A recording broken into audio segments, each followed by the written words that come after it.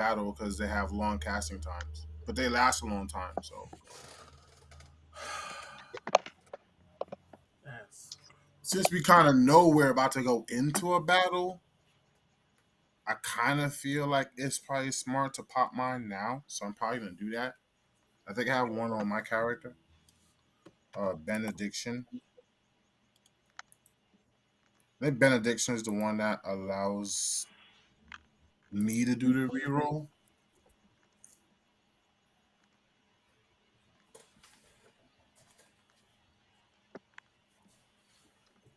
Somebody got up there.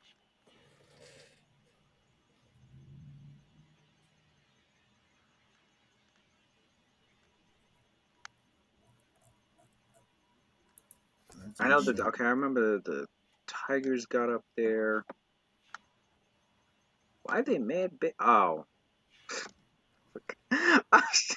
I'm like, yo, why these Tigers mad? Oh yeah, because Claudius did giant fucking summoning.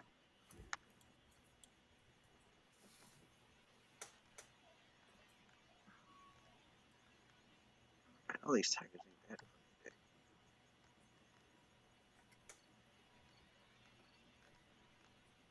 No, Benediction is creature touched. That's the one you could do on other people. That's 10 minutes per level. It'll last a long fucking time. So I will cast that shit now. I think I have that on Sin for the free. For the free. For the free.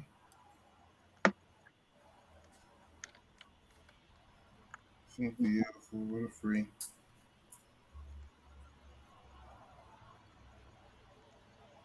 Yeah, I guess the drama will pop. Hermes will put this shit.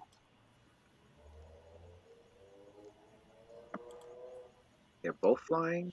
Oh, yeah, they're both flying.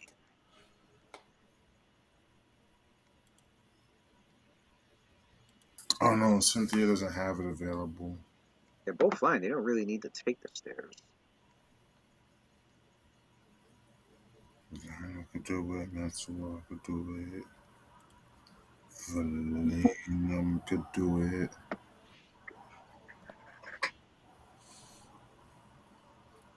Oh, that's right. No, they stayed. That's right. Okay, so well, only one of them needs to. That's what I would guess. Uh, probably stays with Valenium and them. Although no, that's right.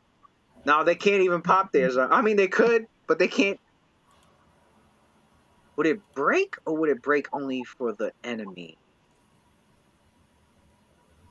Because they can't push themselves up against the tigers with it either. Because the tigers are summoned creatures also. Mm. But I don't think it breaks the spell entirely. I think it just breaks the effect for the tigers. So I think they'll be. I think they're good in that aspect.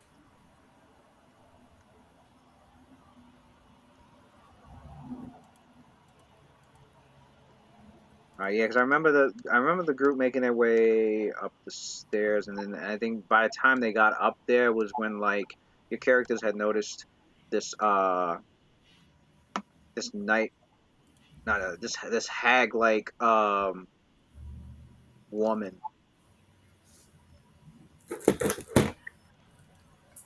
was opening up the cell doors, releasing some of the prisoners inside, and banking on like stalling your characters with whatever the hell was released from them. And she ended up releasing some extremely powerful beings, which goes to tell your characters that like um a place that is imprisoning a fucking demon lord is obviously going to have prisoners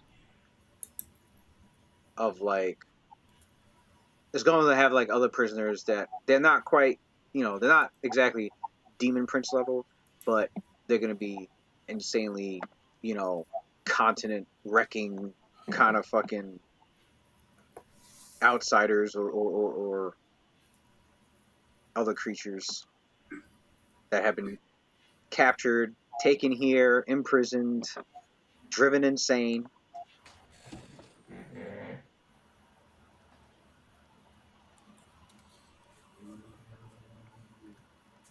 So then Tigers got up, and I guess the commands for them was to just go up the stairs, and they're just probably gonna automatically like defend themselves against any sort of attacker.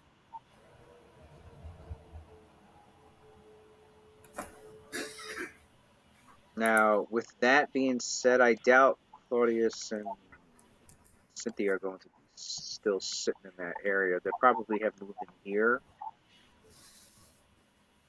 and I don't know if they chose to like go, if they chose to just fly up or just follow everyone up the stairs. Um, I know Cynthia would rather fly because that way she'd be able to stay behind the group but still be within range to like support them. But if she was like walking with them up the steps, she could get caught in an area effect like All right. ability. So like So they're not tightly grouped up, but they're still it's not like the party's split or anything. Okay. right. So now I would say yeah, these two can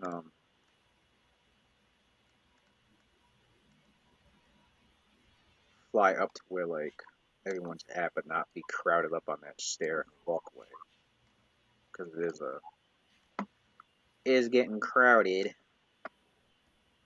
So I would say Metsuwa probably would have stayed on the stairs. The drama would have flew up also because what she'll do is she'll use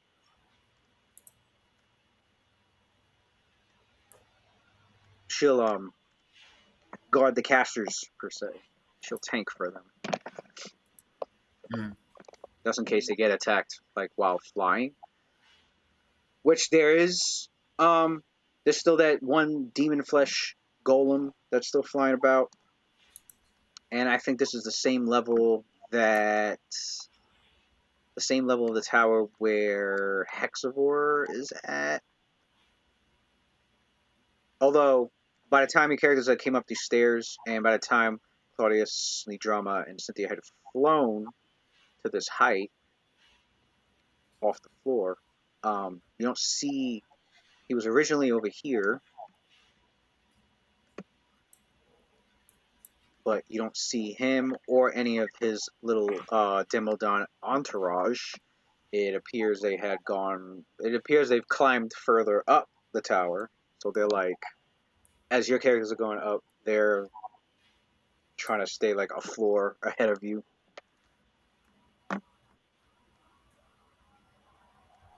But coming on this floor, yeah, leaves. As for that hag that was jumping around using a chime of opening, um, she doesn't seem to be on this floor either. She and none of your characters have seen her like vanish or disappear or teleport or anything like that. Not that she could teleport, but um,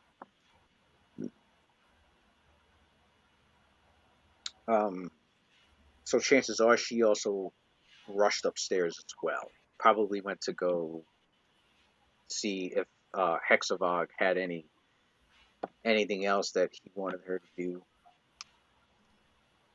or maybe she had something else in mind. Your characters aren't sure. You just know that like um, the main wardens of this asylum prison are climbing up just as your characters are also climbing up, but they're trying to throw obstacles at you along the way, pretty much like when Luffy was running through Impel Down, and they were sending all sorts of shit at him. Um, So yeah, it appears a Baylor was released from one of the cells in this area of this floor, and then across on this balcony, this level, not a balcony, but more of a platform of the floor that you're on. Um, this strange creature, character's never seen or possibly might not have even heard of. So you could roll a knowledge planes, or I would say either planes or religion. Either one would work. Okay.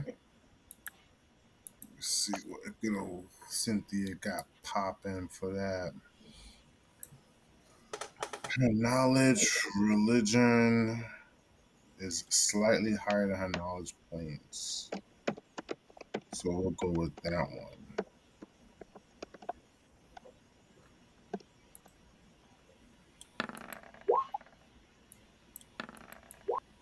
But let's see. The Baylor does not look like the Baylor does not. It has its typical uh, sword and whip. Obviously, why would they keep the fucker armed? So, but Weird though. I thought that the Baylor could produce those naturally, like their weapons. it kind So of I guess they're okay. supernaturally It locking that ability from the it kind Baylor. of it kind of flip flops. It So does?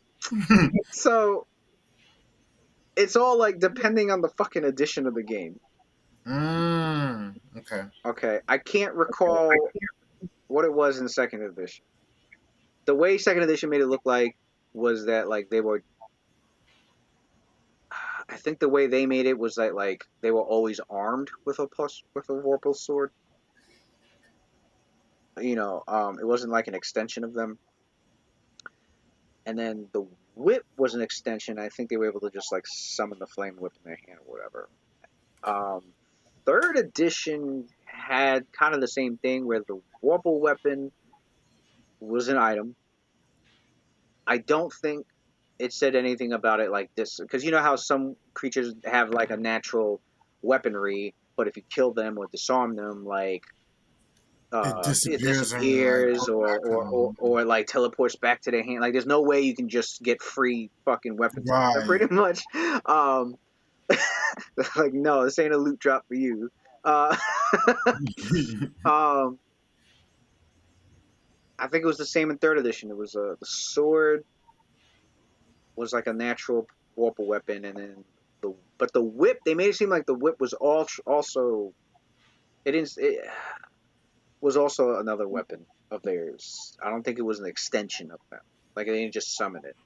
Or if they had, or maybe I think they had a whip, but then they can shroud the flame in a whip. I can't recall because they, like I said, with the Baylor's weapons, that shit. I know fourth edition did their own thing. Fifth edition, I think fifth edition has it where it's an extension of them, where like the Baylor summons the fucking Vorpal sword. It's a part of him. If he dies, it goes along with it. If you disarm it, you're not keeping it. It's gonna go right back. Right. He's just gonna make another one, and the same with the whip. Pathfinder version has it where the whip. I think. I know Pathfinder has it where any um any blade that they wield, they could pick up a fucking yeah, they could Ah, pick up a longsword off the fucking floor and a rusty longsword on the fucking floor of a cavern, and it becomes and that. it becomes it'll in their hands it'll be a +1 Vorpal weapon or +3 Vorpal weapon or some shit like that. Mm, So like the Vorpal quality is more of like an extension of them, which right. I like that better in a sense. That's way better. It makes more sense in game two, and it does the same thing of preventing free loot. For real, because when you get to a level where where you and your team's like, yo, we can solo a Baylor in like a round. So hey, wizard, just keep casting planar binding. Bro, he's like, let's go farm some Baylors. Let's just For farm real, Baylors. let's go farm some fucking vocal swords and get some loot. Even if you sell them half price, like Just that's still cast, a lot of money. just Like, cast Greater Planar Binding, and we're not looking to bind the fucker. You can release him as soon as you summon him, because we're just gonna beat his ass and take this.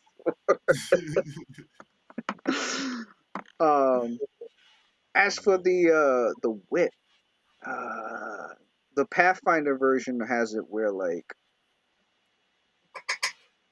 the flame off its body will cover the whip.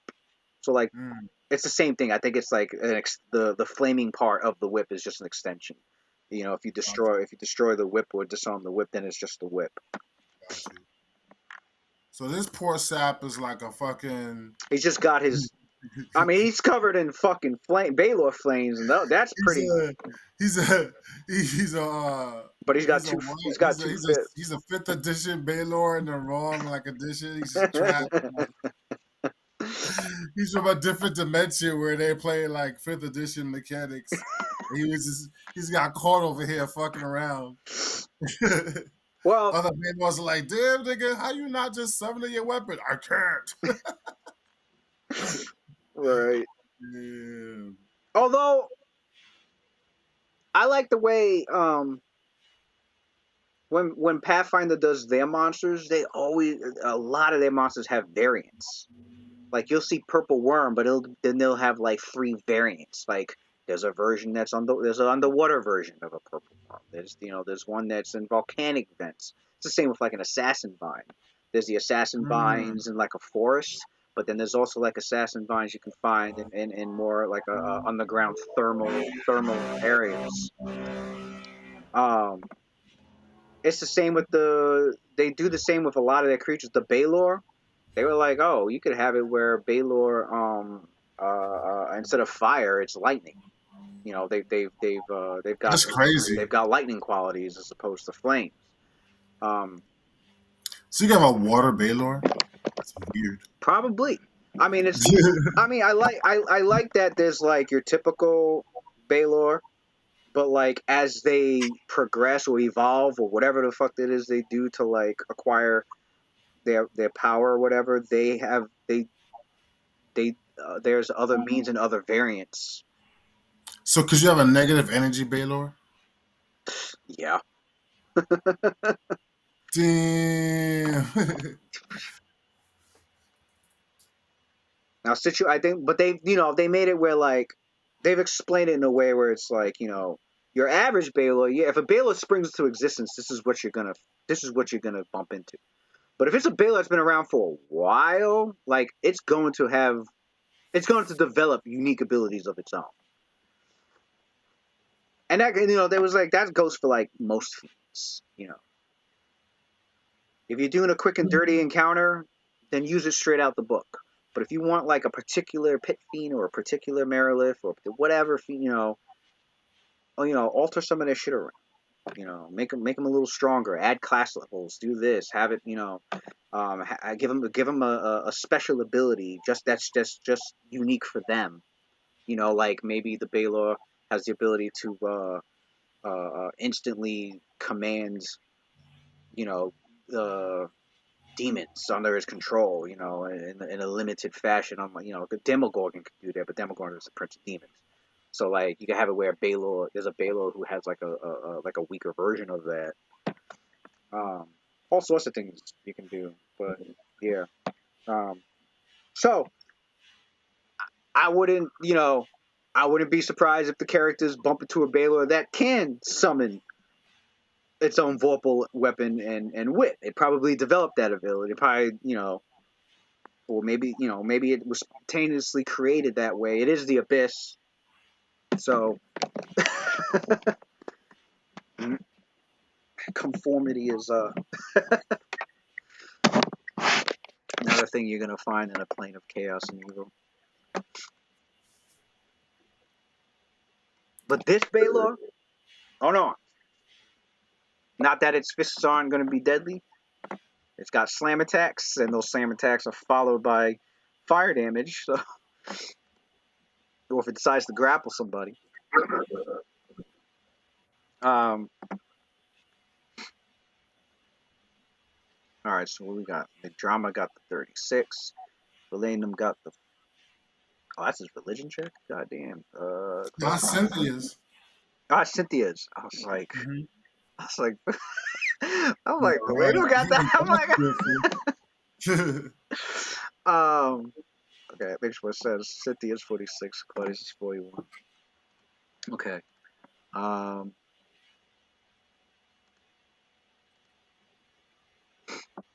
one sec.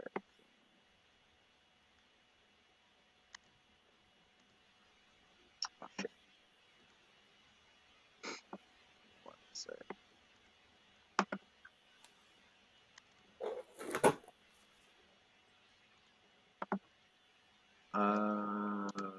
Wait.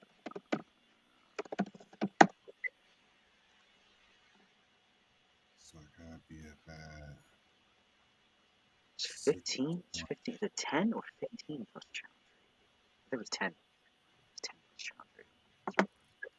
10 plus 2. He beat the DC by more than 5. She beat the DC by 10. Drama beat the DC. Okay. The drama looks horrified when she looks at this being right here. Damn. She looks horrified.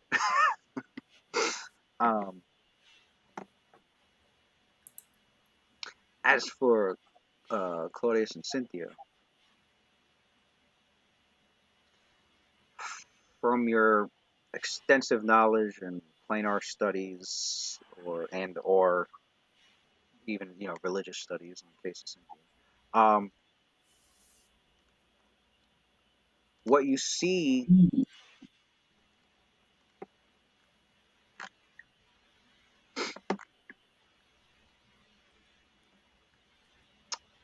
Why don't I? Hold on.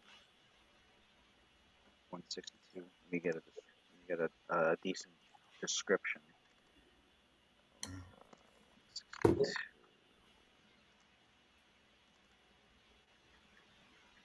Okay.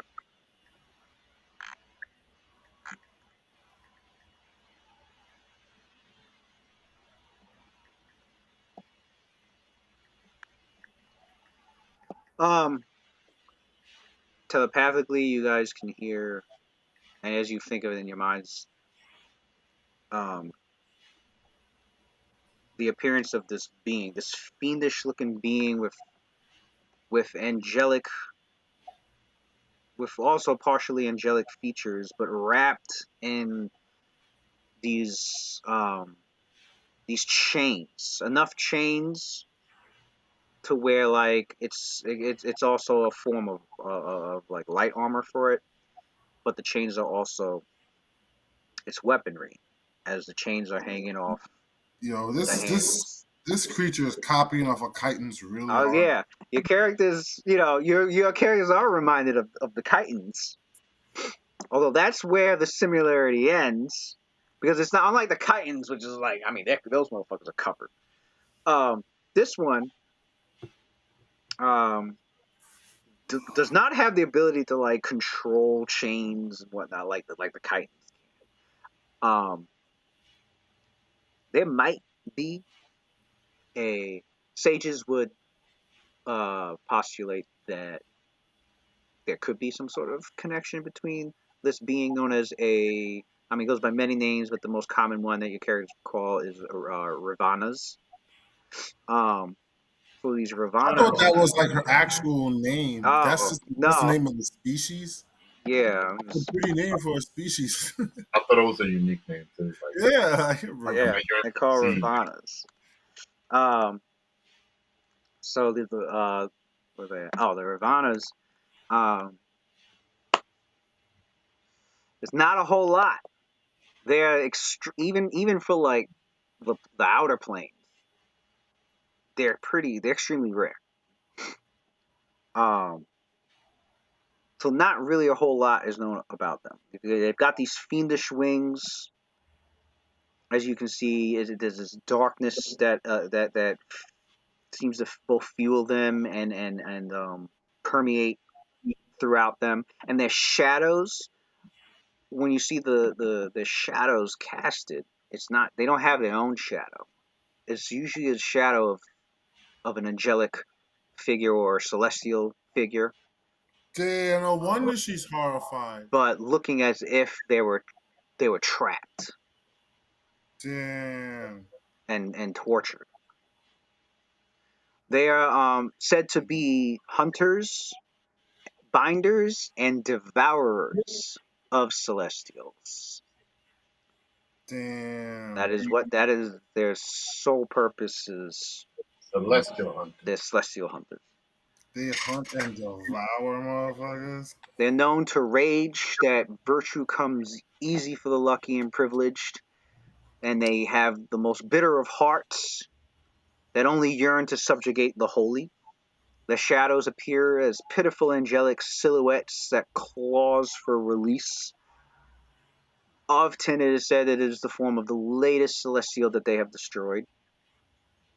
They are unable to see their own shadows, and remarking upon one is said to be especially dangerous. Their boundless hate that they feel towards celestials and angels in particular has led more than one unwise scholar to suggest that they're bitter fallen angels. However, there's no evidence of that, and you end up pissing off a Ravana even further if you even mention that. It is also said that they hold a special grudge against another type of outsider or another type of extraplanar being that your characters have never encountered and have only vague references to from various cultures of the Forgotten Realms, known as psychopomps, who are beings that are said to oversee the progression of souls. Um,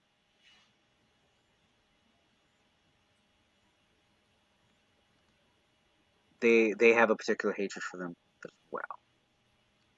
Not much from your knowledge checks tells you. You only know. So your characters only know just a couple of things that could help you in your battle against a Ravana. For one, you know they're extremely powerful and dangerous. That they're very, very good at soul trapping. Soul trapping.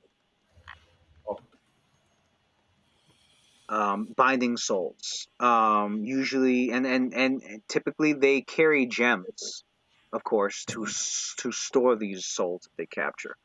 Soul gems.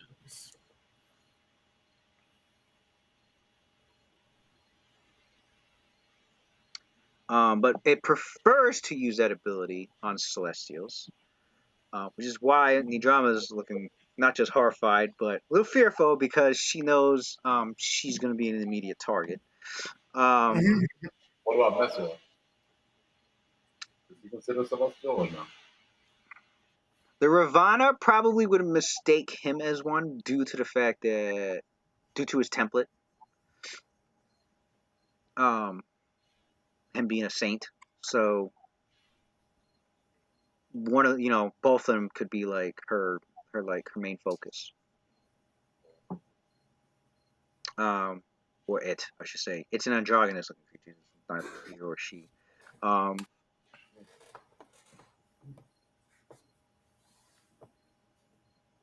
Now, assuming that since it's trapped here, chances are, I mean, not chances are, pretty sure it's not walking around with any gems right now. Well, that's a good thing. Right. So its ability to soul bind is useless if it doesn't have a receptacle in which to like store the soul that it's taking. However, that still makes them it still makes them doesn't make them any less dangerous. They have other abilities they can rely on. They do have a suite of their own innate magical abilities, being able to dispel great magics, to plane shift, to even to possess their enemies. It would require a good weapon to bypass the damage reduction, and it's able to drink the life force of those it kills, healing itself. If they, after delivering a final blow to a creature's So after a coup de grace, pretty much, or if it drops you the low enough hit points.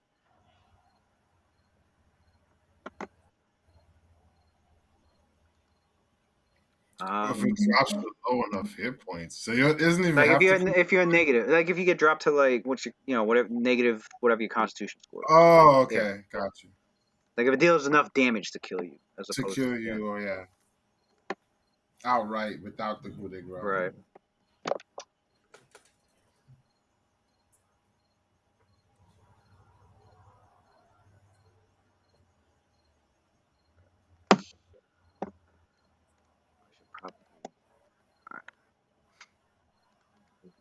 Very dangerous opponent. The only other thing that could work in your character's favor is the fact that they're driven, and they're clearly every prisoner in here is driven insane. So their actions are going to be erratic and possibly not even make any sense. If they had their full faculties, they would have been a different story. So basically, they're powerful and unpredictable. That doesn't make me feel any better.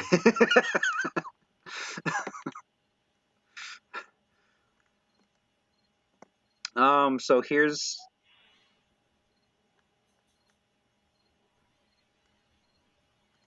obviously the first one up. The first one's up here. All these other tigers who bump into this Baylor.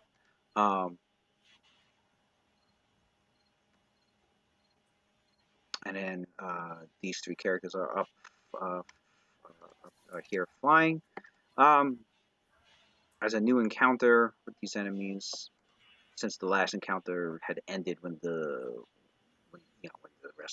enemies had departed, when the demon flesh golem flew up and Hexavog fucking started rushing up the stairs. We could all roll initiative.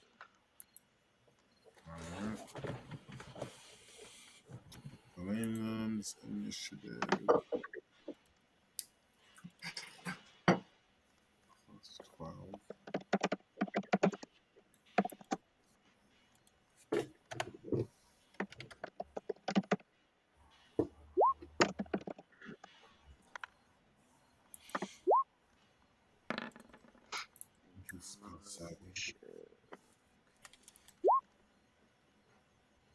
The first one's Valedum, the second one is Cynthia.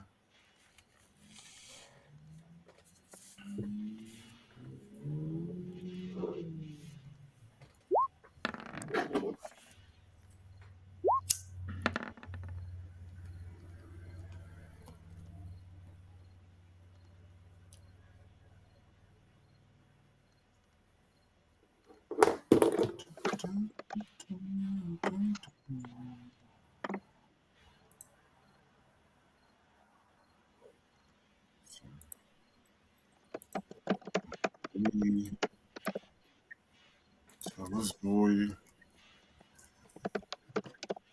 back playing.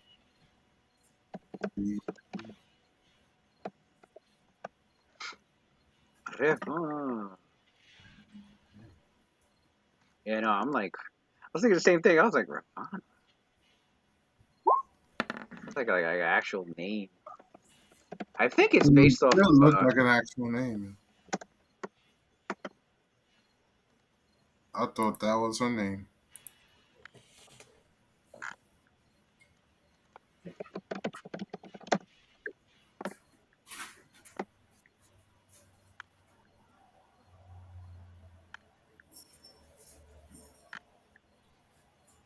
Yeah, no, doesn't seem to be based on anything. I know because Pathfinder likes to do a lot of monsters. Not a lot, but like some of their monsters are like based off of like real world mythological creatures. Uh huh. Even urban legends, like they have they have like legitimate stats to like the urban legend of the Jersey Devil. It's not called a Jersey Devil in the book, but when you look at the description and read it, it's literally the like the Pathfinder version, fantasy version of the Jersey Devil. I know Um, they got the chupacabra, don't they? yeah, they have the Chupacabra Mhm. stats. Although Wizard Coast did those stats in 3.5 also. Well, actually no, actually Paizo did because Paizo was publishing Dragon Magazine at the time, and I think one of their submissions was like a collection of creatures, and one of those creatures happened to be the Chupacabra. Mm. I think it was like Meso. That's what it was. I think it was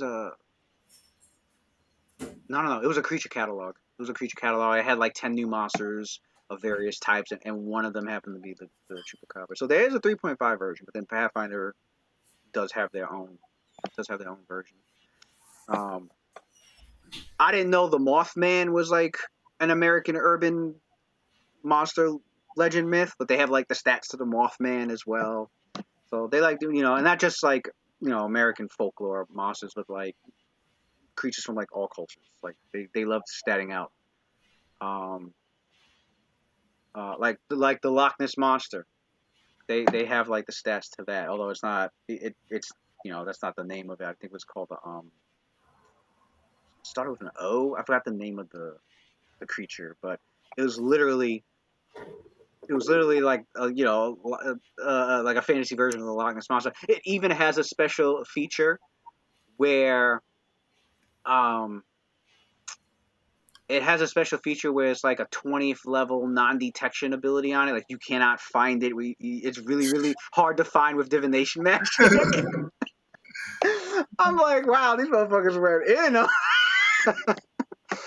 Oh man, they do have the stats to Sasquatch, like shit like I was that. about to say they got it. Yeah. Well, Sasquatch Oh is yeah, different from Sasquatch. Bigfoot, or did they just lump them together? No, they Hell, did Sasquatch. Sasquatch. They did Native American Sasquatch. Yeah, they did. Okay. And then they have and then I think they went a little further, and they have like an evil, like savage version of the Sasquatch. It's like I think they're from the same stock, but they're like more degenerate. Um, I forgot what they were called, but they're. Because I think they're supposed to like steal your skin and like. Are you talking about skinwalkers? Yeah, Oh. you're thinking of skinwalkers. The skinwalkers are, I think, like the Native American version of like lycanthropes. Mm. Yeah, they're like they. I think they can. They're like demons that can transform into like animals, and they'll attack you in the woods and take your skin or some crazy shit like that. I don't know the details, but it's supposed to be like their version of a were creature Mm. of a shape changing monster. Yeah, and they'll like wear Shape your changing beast. skin and pretend to be you and shit. Yeah. But yeah, no, yeah, Pathfinder. So, um, yeah, a lot of them And monsters in are like that. Jamaican culture, they have a similar creature called a dronkro, and basically what it does is it'll kidnap it'll come in and kidnap your firstborn, and then kill it, eat it, and then wear its skin and pretend to be like your child so that you can take care of it. And the way that you would keep it out is um you take a bag of rice and you spill it at the front of the door. So because the Droncro has like this idiosyncrasy where it's forced to count, but it can only come out at night. So by you putting the bag of rice at the front of the steps, by the time it's done counting each grain, the sun would have risen, and so it would have had to have, like abandon like trying to break into your house to like take your Yeah, firstborn. yeah. Pathfinder would do. They would stat that up. They actually would, and they would if they ever do. like an adventure path series based around an area that where the culture is very Caribbean like. Mm-hmm. Um, or Which means I it'll could probably be somewhere in Shoal, if anything. not. Oh, you mean if the creature was in Forgotten Realms? There probably. Yeah, it would be probably off the coast of Cholt or something, like its But own like little for island. Galarian, they would they would stat that up and they would put that because when they did their adventure path that took place in the Mwangi area, Uh which huh. was like heavily based off of like ancient um uh like various ancient like African empire kind of civilizations. Mm-hmm. Um, they I noticed that their monsters that they were using for that adventure path were like African folklore monsters. Some of them were like African folklore monsters, like the Mokele Mbembe. That Mm. they have the stats to that, Did they but have it slots for Anansi and shit like that? they don't do. Like the gods and That's shit what I'm like saying. They don't. They'll take like the monsters from like folklore and legends and myths, but they steer away. I mean, rightfully so. They steer away from like duplicating anybody's religion from the real world into the game. Like that? Mwangi would have like its own religious structure. I think it does have maybe some similarities to like how like maybe like a Because Anansi isn't so much a god as he is like a mythical being, kind of like Monkey is to in like the Asian okay, culture. right, yeah. He's like, yeah, I see He's what you're like a saying. He's like that trickster African. who does things. He does things on a divine level, but he's not like He's like a their version god. of yeah. He's Don't like their worship version him. of monkey. Yeah. Yeah. Um, I could see them doing something like that because they did do the stats to uh. Why can't I remember the fucking name? Uh,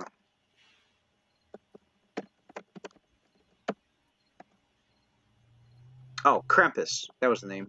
Oh, okay, that's cool. Oh, because they put him. I think it was Bestiary 5. I'm looking through Bestiary 5, and I was like, Krampus. They got Krampus in here. What the fuck? But there was no stats to like Kris Kringle. I wish there was. Oh man. I really wish, but I think because if I was to stat up Kris Kringle, definitely an Archfey. Um, so almost demigod like in like power. So like definitely like a challenger in 25 and up kind of like being definitely and and it would be a unique being obviously an archfey because like I've always seen like if you would a fantasy you do a fantasy version of like Santa and like D&D or Pathfinder and everything definitely a fey creature a fey being an archfey I should say who represents the spirit of giving like Right. because that's what fey are supposed to be like natural manifestations of not just like nature but concepts in nature and the concept of giving is a natural thing of the fucking universe so there would be fey creatures that would that would spring forth in the fey realms um as spirits of giving and I would have it where Kris Kringle is like the archfey of like you know that would be like my whole creation if I was to put him in like in the game and like how I would have him stat up.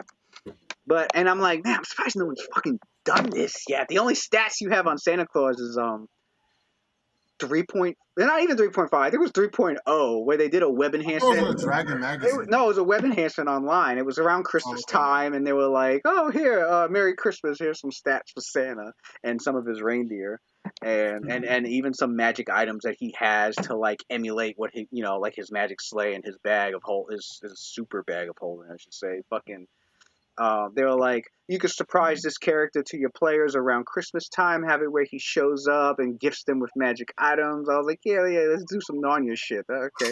Um, That's cool I mean, I'm holding on to that, but no, I love the idea. It was awesome because um, but like at the time, and I get it because it was the time period of the game's rules, but they had him statted up as like he wasn't a Fae. He was humanoid. He was human. And he was like a level. I think they had him as like a level 14 druid, and like his reindeer were awakened reindeer. Like it was very, it was with the rules what they had at the time. How they. But right now, shoot, definitely like Archfey. Like I would want Pathfinder to like stats to stat someone like him up. But yeah.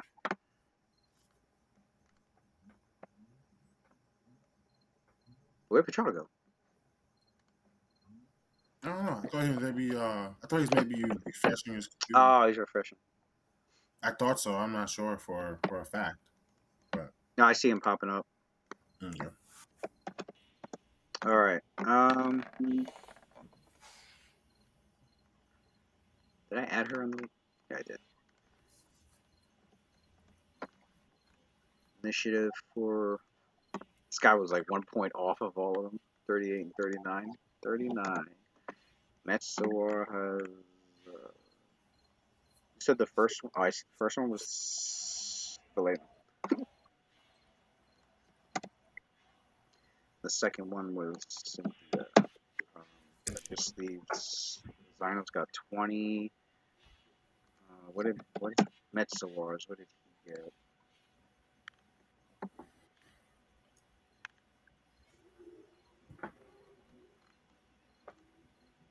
Oh, the fucking locust got plus locust. What did I get for locust? And Let's go to 11. let's look at 11.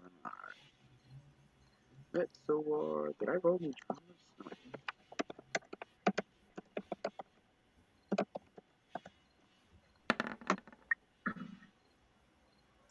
That's sad.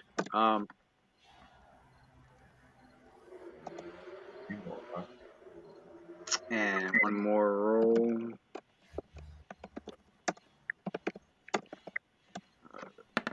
Baylor. Plus. Oh, I messed that up. That's plus. Okay. Did we roll knowledge for Baylor already or not? Yeah, you can. Knowledge plain, right? Yeah. Knowledge. You mentioned from Baylor to be unique and so forth.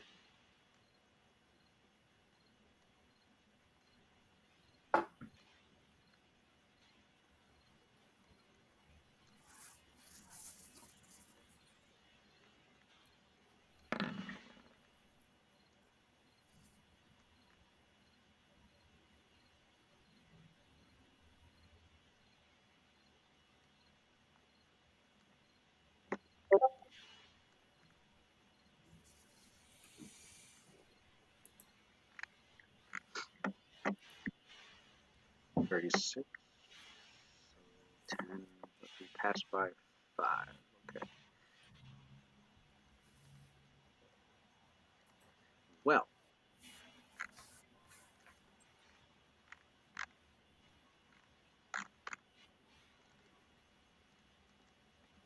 A lot can be said about the Baylors. But foremost, they are among the greatest and most terrible of the underworld creatures found in the lower planes. Spawned from the depths of the abyss. They typically rule as generals over demonic armies, masterminds of schemes to seize power and destroy the innocent. And even among their own kind, Baylors are feared as they motivate their kindred to spread terror and misery.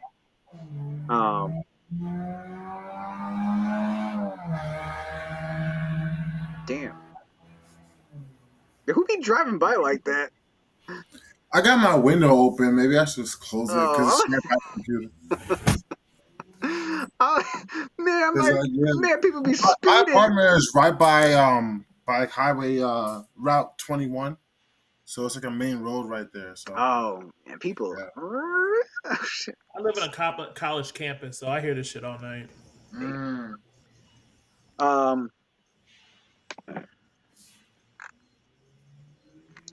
So the Baylor,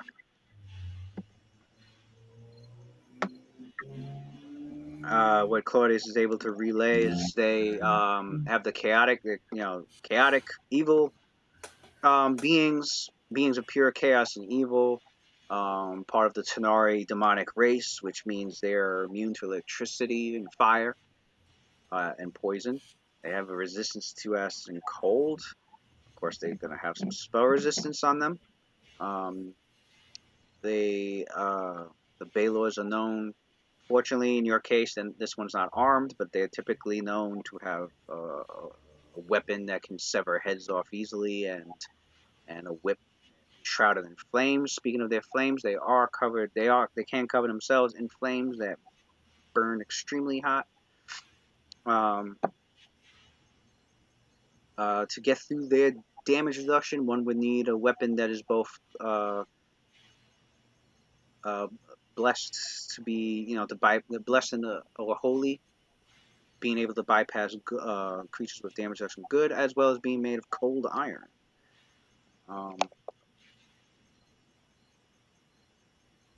They have a number of spell-like abilities.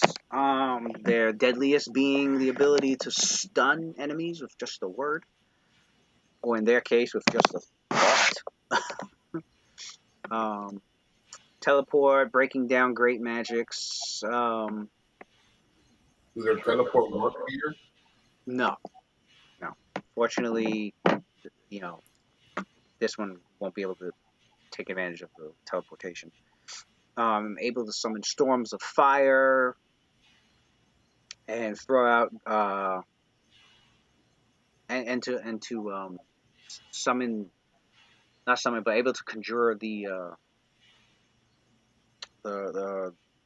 most vile of blasphemic magics to rain down on their enemies that are not evil, in alignment. And as your characters are aware that summoning does work here, this Baylor, if it chooses to, could summon one of its own. And it's been said they could even summon another Baylor. And dealing with two. The fuck? So the one he summons would then have a weapon, right? Yeah, when he summons would. Now, typically, Baylors are loath to, if they're gonna summon, they usually summon, weaker demons. They're loath to have to summon, a Baylor or a Merilith. If one does summon a Merilith, it's usually because the Merilith works for them. But to summon another Baylor, they're very, very loath to do that because it shows weakness.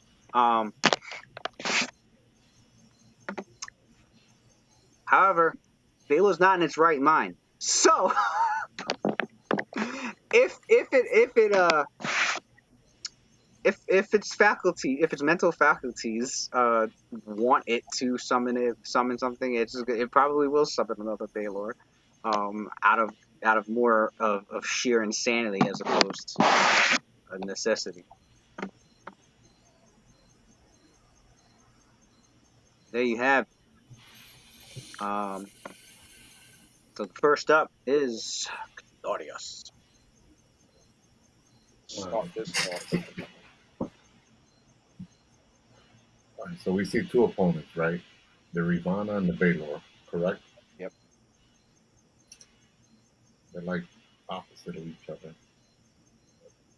Baylor looks very dangerous. It has a lot of shit that can fuck up the whole party at the same time. I think he's gonna focus on trying to neutralize the Baylor for now, or hold him back. How big is that Baylor? Is that 10 foot? Yeah, large size, so it's taking up a 10-foot space. Okay, so Claudius is gonna take out one of his scrolls, Force Cage scroll, and he's gonna do the 10-foot one, windowless Force Cage on the Baylor.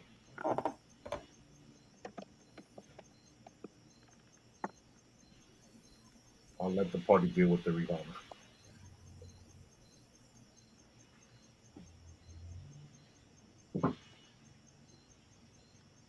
Claudius takes out one of his scrolls, unrolls it, reads the magic words, and as magic vanishes, it coalesces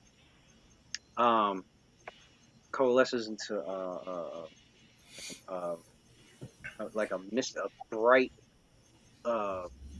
blue-white mystical like um, bar, right? And then the bar it like towards extends out as if to shape itself into like a box.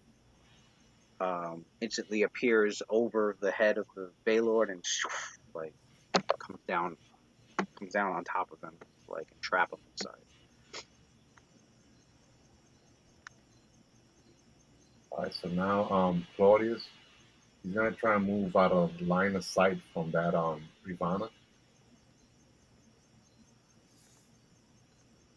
From the roll that he made before, Ravana, does it have any AOE attacks or any like range attacks that he should be aware of? I don't remember. None that you guys characters can recall. And it doesn't. Other than whatever innate magic it has, the characters aren't sure what sort of ranged abilities a Ravana would have. What's his main form of attack? Does it have like melee weapons? All you see on the Ravana is the chains that are like wrapped around. It's got a couple of chains. It's got a pair of chains that like wraps around like its arm and dangles down from both hands. And they're spiked. All right, so I'm gonna stay with Claudia's gonna stay right there with Cynthia and the drama for safety. So he's gonna get behind the drama though, right there, right behind him. Shoot, to be shielded. And okay, in the Dire Tiger, I'm gonna send them out there. I'm gonna have this one leap over the Ravana. Wait, what was it? Go, Tony, go. Provoke that attack of opportunity. Yeah, Tony's gonna try and fly over like up over here, like the other side, try to jump. Like jump towards that balcony. Yeah, try to jump right. Jump right and attack. And then the other one is gonna try and jump all the way. Hold up. Try to jump on the other side of that Ravana? Yeah. Okay. Try to pincer. And then this one, have this one, what's that thing called? What's the lions do and tigers? When they charge? Forgot. Pounce. Pounds, there we go. Thank you, Matt. I can always count on you when it comes to words. You're gonna pound, but over here, just to leave enough space there for like the rest of the melee crew to be able to get in there and do the work. All right. Tiger's probably gonna miss, but let's see if it makes the jump.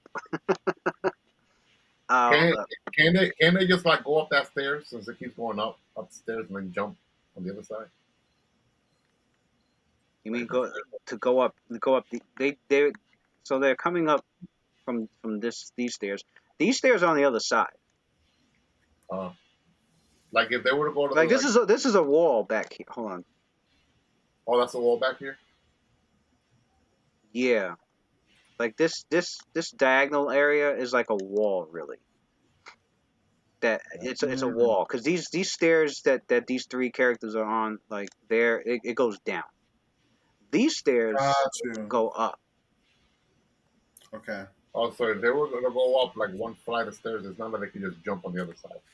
Right. If you wanted to get to a different platform, you would have to fly or leap over to it. Yeah. Because each of these platforms is connected to only one set of stairs. I see. Or two sets, I should say. One that goes down. One that goes up, one that goes down. Yeah.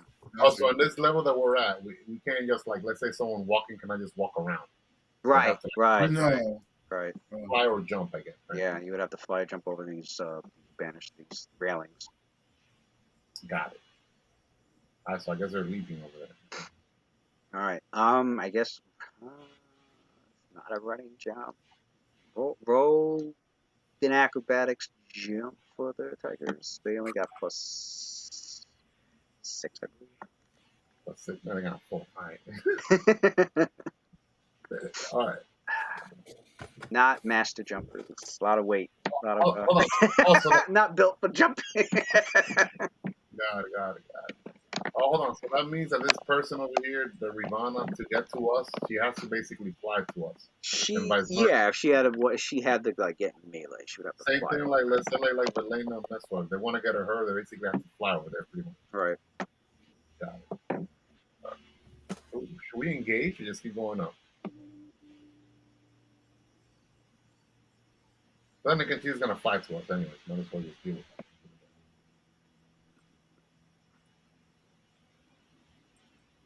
Yeah, I'll do that. I mean, if the freaking stupid Tigers fall, they could just, go up that other set of stairs instead. First one. Yep, that one fell. All right. So this tiger was said. That's his move action. Yeah. For his standard action, Claudia's going to instruct that tiger to basically go up this stairs, man. This stairs for the other one that fell. For the one that fell. Let me roll for the other one now. Oh shit, maybe that one made it. It was here. It was trying to jump from here to like here. You said. Yeah. Okay. They made the. Okay, so that one made the jump. Yeah. The other one that didn't make the jump, Lewis, I'm instructing it to come up these stairs over here. Got it? Got it. With the standard action that it has left. And then, since that was like a running leap, can that also be a pounce? I mean, it kind of makes sense. You jump in, Yeah. If the Ravana is definitely within its reach. Because it has a 10-foot reach, right? So it should be able to hit the Ravana, because the Ravana is only 1 square away, which is 10 feet. Pouncing requires it to charge. Okay, so I could say it makes a charge attack. It ran and Jumps charged. during the charge. Yeah, make it a charge, yeah. And it can make a full attack, including 2 rake attacks.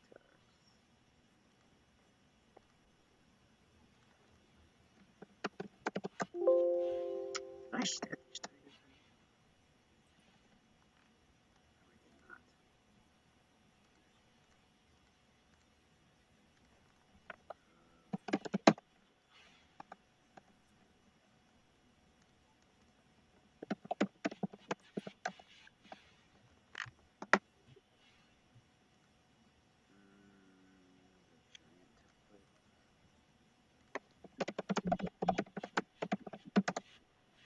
Make sure I got this right. +2. Increase my +3. Increase the step. +4 size bonus. Strength and con. -2 dex. So its attack was supposed to be +12, but it increased in size, so it's it's +19, +21, because it's should be a +21 to hit.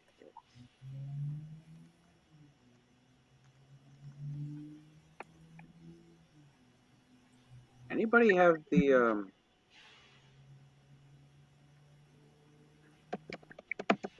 no, it's luminous armor. That's only if they're attacking. Okay. Against the target. Okay. So it jumps, has a +21 to it was charging. So +23 with 4 claws.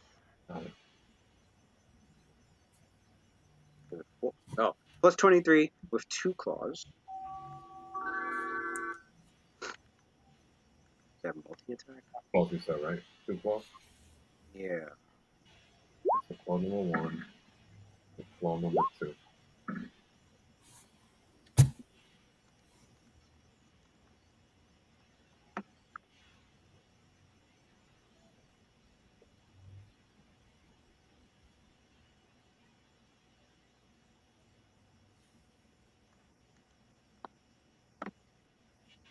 Why is the rake plus 18? Okay, so since it can rake after the pounce, do claw number 3 and 4.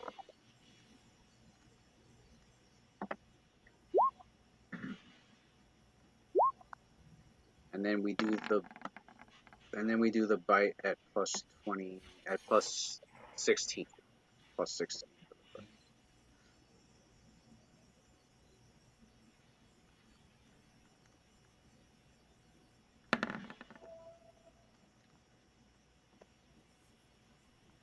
All right.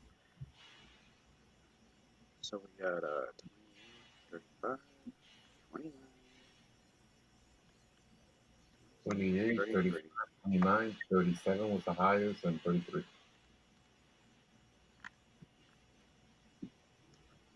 Probably on this. The Ravana. Oh yeah, that's right. Since Claudius can fucking has the arcane sight. You can see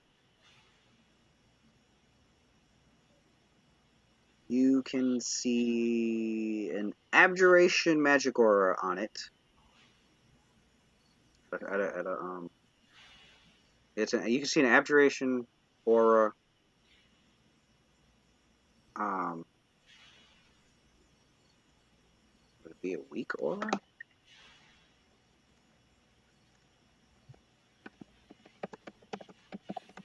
Yeah, because it goes based off of spell level, which is weird. It's a faint abjuration aura. Although the faint, moderate, strong, it applies to a spell level, which I don't know. I don't know why they did it that way. They should have done it based on caster level. Don't know why they did it based on spell level. But just because it's faint doesn't necessarily mean it's not a very beneficial spell. Because obviously, the stronger the caster, Right. It can skill something with the caster levels, right? Right. Yeah. Yeah. I wish they never did detect magic that way. But it's almost like greater magic weapon, right? It's only a level 3 spell, but if cast by a level 20 spellcaster, hey, you're getting plus 5 weapons. right. So what And Claudius, the R will be low. So what Claudius can see is that there's a faint abjuration aura on the Ravana, although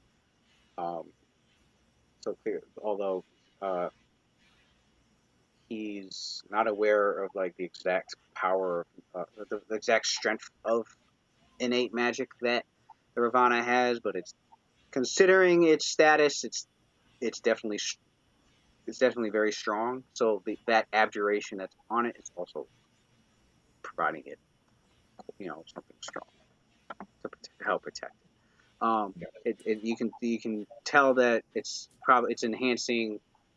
You notice that as the tiger's attacking, some of its attacks as deadly and strong and swift as they are, they seem to. There was a few of those claw attacks that just like kind of like veered off, like off its target. A couple of other, the two back rake attacks, it went to scratch, like to cut into to the Ravana, and it stood there, like this as it scratched. Those big, massive claws produced a ton of like sparks from scraping against the chains that's around its body, and just failed to cut. And when whatever flesh it did manage to scrape against, it failed to pierce the Ravana's natural flesh. Then it goes to bite, and the Ravana just maneuvers out the way of the bite attack quite easily. Every attack, it failed to deal any damage to that Ravana for the tiger. All right. So there you have it. Definitely higher than a 37 to hit.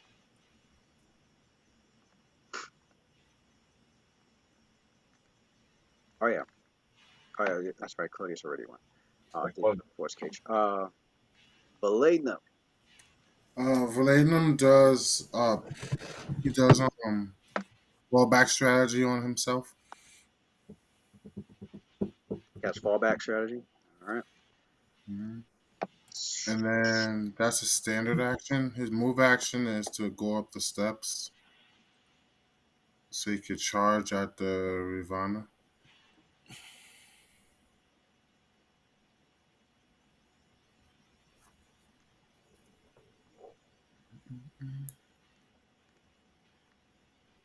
So that was 6 squares of movement there. He can see the Ravana.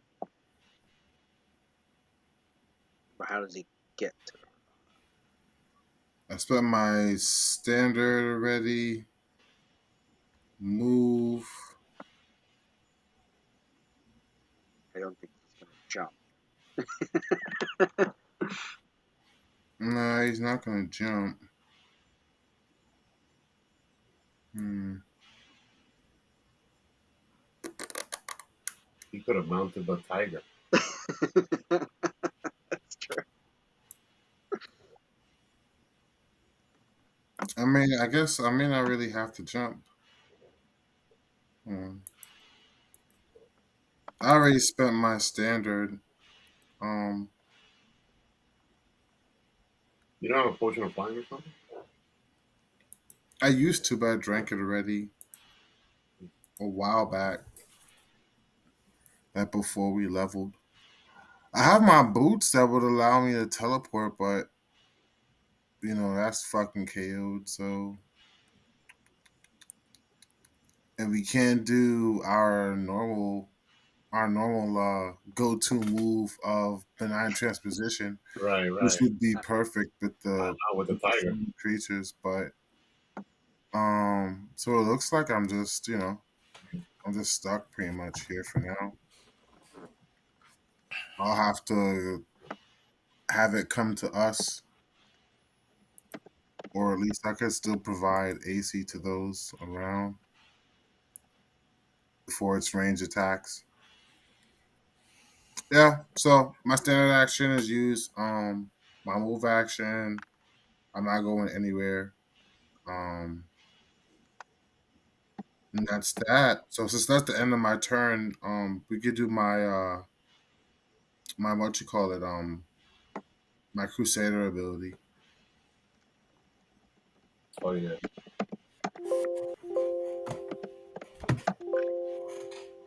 Delanum does fallback strategy. How?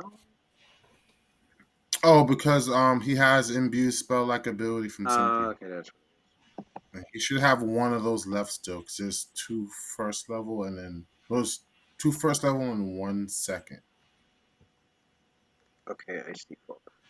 Yeah, so he should have two fallback strategies and then one benediction. So he has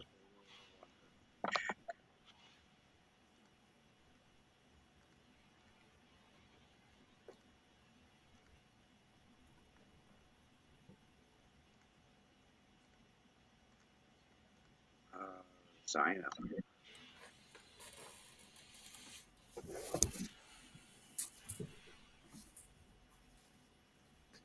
Mm. If I stopped here, use this little pillar as cover, could I see the Ravana from where I am? Well, Where I would be? this is a wall right here. This diagonal. Yeah, Yeah, you to see her, you gotta come out to where Verladenum is Mm. yeah, like right here. on the other side of that pillar, basically. That puts me. Mm.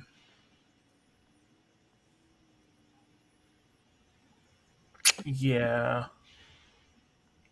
Yeah. I'm gonna move here to use this little. Yeah. I'm gonna move here. I'm gonna start that. Move there. All right, now you've got line of sight in effect. Um. And then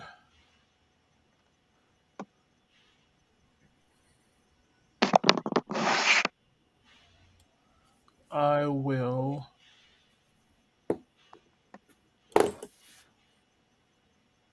Where is it? Where is it? Where is it?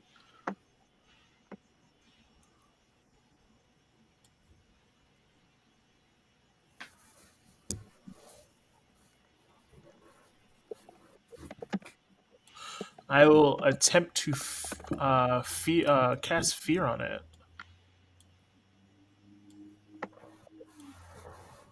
Word. Same for casting.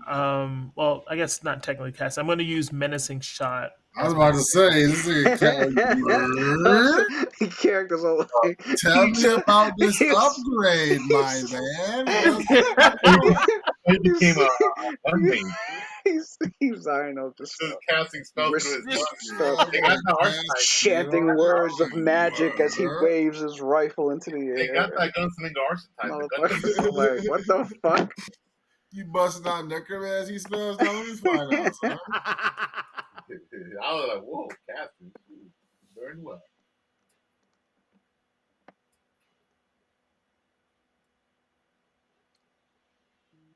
Yeah, so I'm going to do that. And then the DC save is 26. I'll keep that.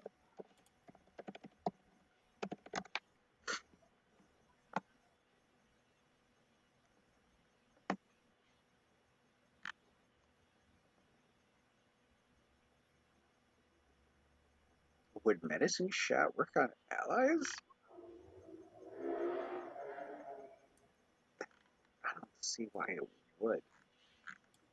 I'll have to check that after the session. Like if he would scare his allies by accident? Well, because it's the wording. The wording, which is why you figure these motherfuckers would have, especially after 3.5, they would have made sure to fucking make the wording as clear as fuck. Because that was always an issue. It was like you had to take the wording as literal as possible without stretching. But then it would get contradicted by something else in another book. And it's like, oh my god, it just caused confusion. So it's always been the rule was like if something says it affects all living creatures, then it affects all living creatures. If it only affects your enemies, it would say it affects your enemies. If it only affects your blah blah blah, right? So I'm reading Menacing Shot, and it says shoot a firearm into the air and affect all living creatures within a 30-foot radius as if they were subject to fear. So I'm sitting here like, why is it saying all living creatures? Like, what if his allies are in that 30-foot radius? Yeah, why would I put it in a place where I would want my allies to be afraid too? I guess you're gonna have to aim it. Oh, it's how you aim it. I can aim it. You could shoot it and 30-foot radius. Like I can aim it somewhere around here, so therefore this creature's not affected by it. Right. Yeah. In a way, it works as like it's like it works on all living creatures, but it also works as a drawback because now you have to place it in a way that's beneficial without having it be like detrimental to your team. So that limits where you could put it. So it kind of balances out the actual. I don't even know. Now, wait, hold up. Shoot a firearm into the air. I think that 30-foot radius burst is centered on him. It's centered on him. Yeah, because it's saying it's just saying you shoot it into so the it's air. even more limited. So you're basically taking your gun and going, you're just shooting it. You're shooting it up above you. I guess it's like an emergency shit if you're alone, like shit surrounded, like oh crap. That's what I was just reading. I was just reading on a forum right now. Somebody said the same thing. Someone's like, somebody was like, yeah, it's good to use to cause enemies that are surrounding you to fucking panic and get away from you. Okay. But now, was it the intent that's the thing, because there's rules as written, raw, and then there's RA, and then there's interpreted. There's rule RAI, rules as interpreted. No, it was rules as intended. Raw. As intended. Yeah, rules as intended. So raw, I know raw is everybody's gonna get affected because that's what it says. But RAI, was it meant to also work? Was it meant to also affect your allies, or was it meant to just work on the enemies? So, I don't know. Like I said, I'll just have to check that out after the You know what I find? I find that people who actually play the game because they enjoy the game usually go with rules as like Intended. intended. Yeah. And people who want to like take advantage of something or win a particular situation go with rules as written. That's what I noticed. That's It's what I'm saying. always I'm the gonna go people with who wanna, I'm gonna go with RAI yeah, right you now, want to cause get over. So in order to get over, right. you're like, oh, this is just the way that it's written. That's like that's what I find most of the time. I'm gonna just go with RAI because Mm. I can't see you surrounded Because by like for the most I part, can't you see you know what surrounded by your motherfuckers are right. trying to achieve with a particular I mechanic. I can't see Like you a know. gunslinger. I can't see a gunslinger with like his allies by his side and they're surrounded, and then he's like, "All right," and he Very shoots up. rare. Right, Never he happened. shoots up, and then the enemies scatter, and he's like, "Ha!" And then he sees his allies, And and his they friends fucking run scattered. too. Like, It's like what? even though they've been around him shooting the gun for like the entire They're like, career oh of shit, that, not this motherfucker. they know what he's about to do. They've seen him do it. They still run anyway. That's why Like, I'm like I these mean, motherfuckers. at least the party's kind of fearless right now because of Cynthia here. Yeah, well, not all of us. That shit got dispelled on some people. yeah. I think Palladium can be affected Palladium by fear. Is and that Andromeda. medicine shot? Is that like automatic? That's just some comical shit. Or they're like That's a some They save? have to Or a roll will the save? save. What is it, like a will save or? Yeah, it's a will save. it's a will save good. Okay. That's some comical ass shit though. Like, yeah, watch them flee in terror from us. Hey, where the fuck you going? Yeah, we've been here. Why you running with them? We've been hearing this I gunshot. just don't see it. That's why I'm saying like designers they really need to pay attention to how they word their shit because someone wrote that and was like, oh, this will be fun. You know, it's gonna get all these enemies running. So they typed out affects all living creatures. You know, because they didn't want it affecting undead or whatever. Makes sense. Whatever. Right. Um, they didn't think. And then now here's the thing: there's supposed to be someone. They're supposed to double check their work, and I think there's supposed to be an editor who knows the fucking rules to also go over this shit and be like, hey, you sure you want to have it like this? Because slip by editing, I guess, and then you know slip. I mean, if they wanted to make it not affect, inanimate and undead creatures, just say it's a mind affecting ability, which I'm pretty sure they did anyway. And that pretty much covers that because those creatures are immune to mind affecting abilities. And just say it affects enemies. And since it's a mind affecting ability, it automatically excludes vampires, golems, and it basically anything that's immune to mind affecting abilities. Like there was no need for them to actually use that word all creatures in this particular case.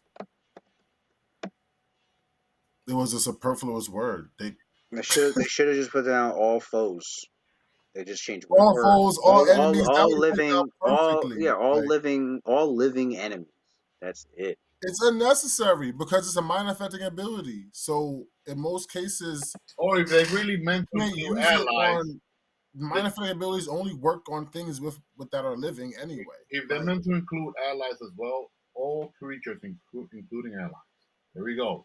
There's no questions about it right there. right. But then they It live should have like just one said big. all enemies with their 30-foot radius would be affected by its mind affecting ability. Done. If Right, it because was you a know, say yeah, vampire, that would have fear been is a mind affecting ability anyway, so they didn't even need to. right. It was they didn't have to mention all living creatures. It's automatically mind affecting, so it doesn't affect creatures that aren't living anyway.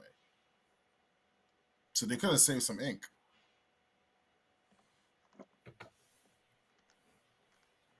That shit's mad funny. But yeah, I don't want to go running screaming just because he's trying to protect himself. That's what I'm saying. That's Anyway, that's crazy. so But that's yeah, it's either still way, centered it doesn't around work the me, way we right? originally Is thought it that would. did we conclude 5, it's still centered around me? 10, 15, Yeah, it's centered around you, 20, bro. Okay, then I'm not gonna do 25, 30. It's within it's in the 30-foot Yeah, radius. but like everyone else is too. Yeah, but Lou's not gonna have it No, I'm affect not us. even gonna have it affect the allies. It just, You can do it then. I don't see why it would. Fine. I don't It know. won't affect allies. Even if the designer intended that, I would need to read a really good fucking essay on a breakdown of why they think it should work on allies. well, we'll use this. We'll use this campaign as an example. Hmm. We've been adventuring. Sino been with us since we were like level 7, I think, right? Since level 20, and we're level 20 now. Has there ever been a time where Sino is actually like alone surrounded? Super rare. If never, I don't think it has happened.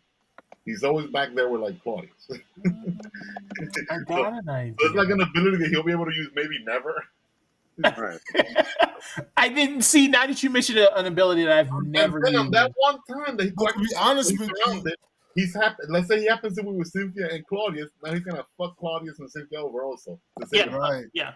Yes, I was about to say. To be honest with you, if that mechanic worked as raw, then no gunslinger would use it anyway. Right. So, because in most cases, the gunslinger would be behind his Wait, ally. since it's all let's He would scare them get over. literal. Let's get literal. If it's like raw, right? Wouldn't it also affect the gunslinger himself? Yeah, it All should. living creatures. He like shoots it, drops the gun, and runs. The gunslinger will be afraid and drop his own gun, man. Right, Like, he's everybody's good. afraid. He's a living creature. He's within the Think radius. about it. Think about it. It would have affects all living creature. There's no exception there to the freaking gunslinger. That means if you're afraid too, you're dropping that gun. We have to get like literal, right? I think the only That's true, situation though. this would work if you were using like a blunderbuss or pistols. That's the only way I can see that being like usable because you got to be close for that anyways. Yo, that's true. If it's centered on you, you're affected by it. It's Yeah, it's you're all living affected too. creatures, Right. and it's not a spell, so it's not like you're excluded from it. You'd be fucked. You do it and run from yourself. They'd be like, "Hey, yo, what is he running from?" So yeah, I guess that's why Louis is gonna change it. He's not gonna have it affect like targets that clearly shouldn't be affected, which is just the enemies if they're affected by mine. That's what I'm saying. I'm sitting here like, why the fuck? Why? It was poorly worded. It's just We poorly get it. worded. All right. Anyway, so is he still doing that, or is he doing something else? I'm gonna do something else actually. Okay. I will do my standard attack and pray that it's a crit. I'm gonna start there. I know you got some points back from the last fight because you got a few crits in that one.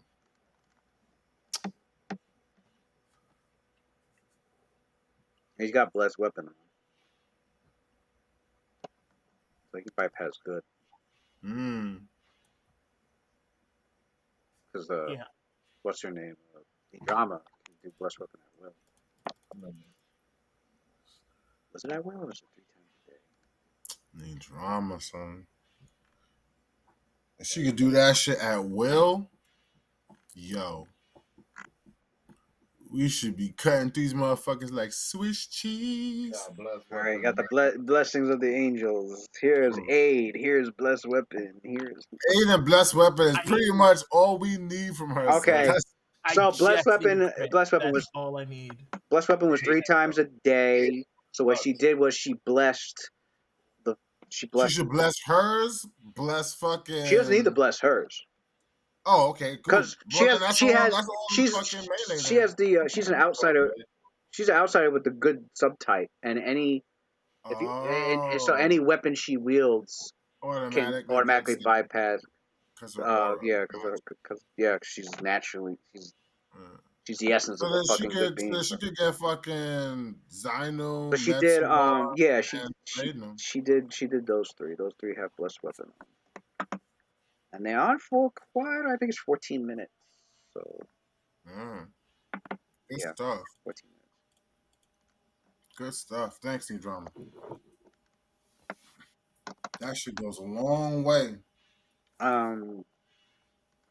Especially when motherfuckers walk around with damage reduction 20. I know, that's crazy. That shit still make me want to fucking vomit. Who is walking around with damage reduction 20? Jesus, that's so disrespectful, man. No, man, you're a Meswar, that's a god. Oh, when you got a creature when you got a being that hunts and executes and traps the souls of Celestial. Celestials don't even have souls. They just trap the Celestial itself. My man's got damage reduction 20 and had the nerve to have fast healing on top of it, bro. Stop. Plus golem immunities. Oh yeah, those Bro. stupid Who did golems, that? man. And then still had Oh, the the nerve demon to be flesh. I'm like, what the sentient fuck is he talking about? and not be like, Lava mindless. flow, like No, this that thing can implosion, think. that implosion as well. Wow. This Love dude could do destruction as a destruction. fucking spell-like ability once per And day. horrid wilting. Hard wilting AOE level at 8 spell. will. Come on now, I think bro. it's 2 times. Each of those 2 powerful spells like 2 times, I think. Each. Absolutely 2 ridiculous. times a day. Plus, Ridiculous. so plus additional 4. I'm sure that. All right, so that Cyno's attack should be plus. Are you doing deadly aim or not? No, Plus 34 to your attack. it didn't work out. I took a gamble. And you do have cold iron bullets.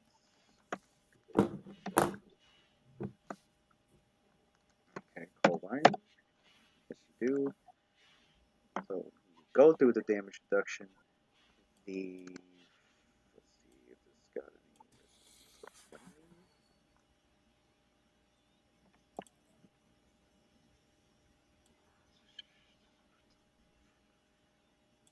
Okay, it also does fire damage. Oh, But that's finally, definitely something handy. that fucking not immune or No, resistant bro, to like fire. I swear to Right, God, okay, that you're shit fine. burns me up. Half of the Pun shit we intended. fought is negated. It negates fire damage. Pun intended. So Man. 1d10 plus 12 because of point blank. 13. 1d10 plus 13. Yeah. So 1d10 plus 13 plus 1d6 fire.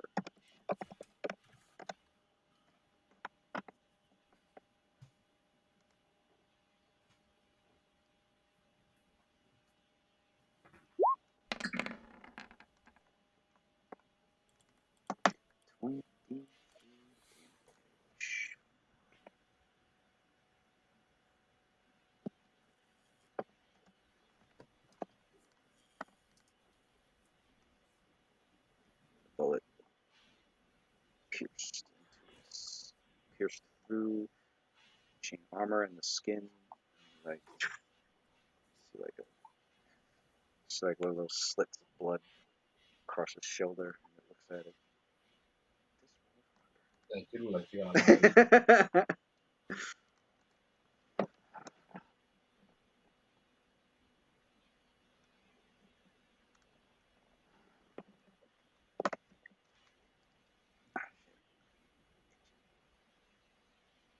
All right. Cynthia. Cynthia move action. She takes her holy symbol out from beneath her chain shirt, which should. I'm not sure how you want to do the lighting. I know there's a wall right here, but it should shine that light to the Baylor and the Ravana, I believe.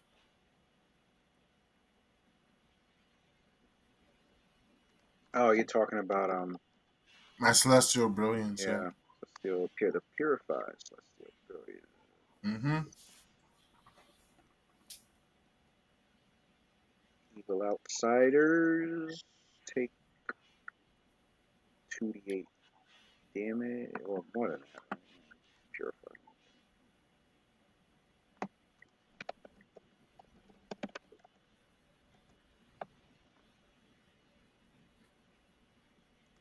The damage increased by 1 die type. Each 1d6, each 1d8 becomes 2d6. So it was 4d6 damage. All right. We got 4d6 points of damage to evil outsiders. That's in the bright light. 4d6. Roll that. So that was her move action as a standard. She's going to use Grand Lumen to do litter dust over here over the Ravana.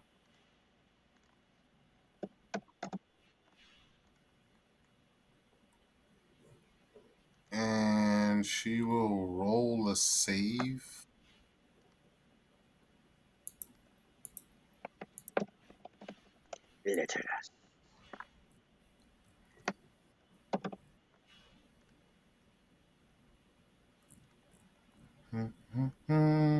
Rolls. Oh, Okay. Since I am rolling spell resistance, I know I have spells penetration, so it should be plus 19.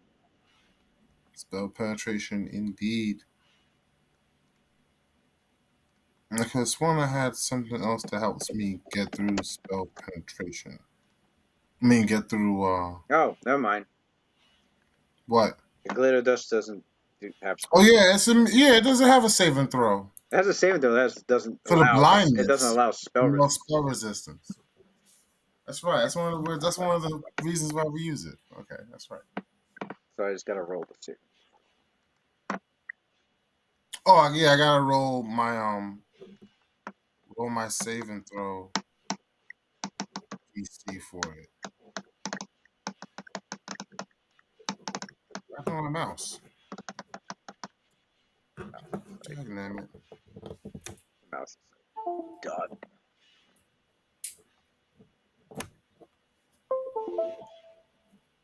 Okay. So Cynthia.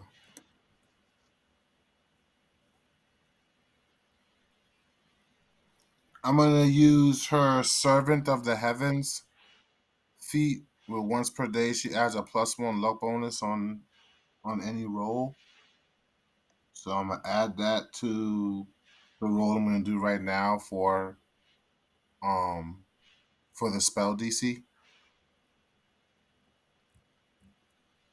Okay. Make your roll. Okay.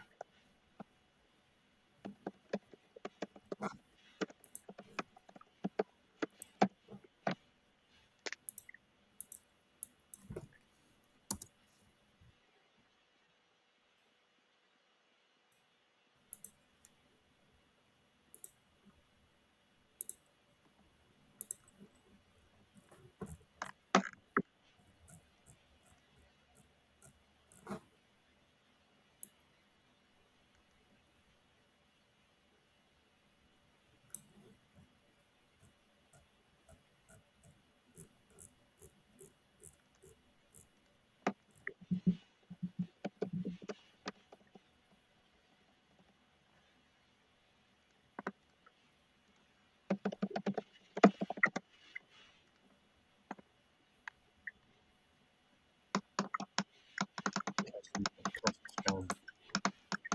So it should be a +10 bonus total.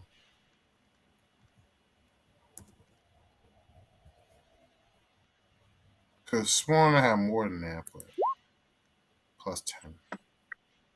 Damn.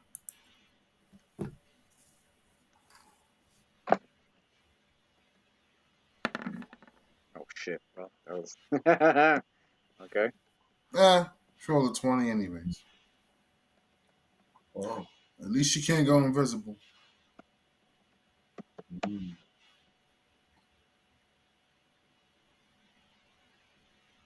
So that was my move and my standard. Saving my swift. I am done.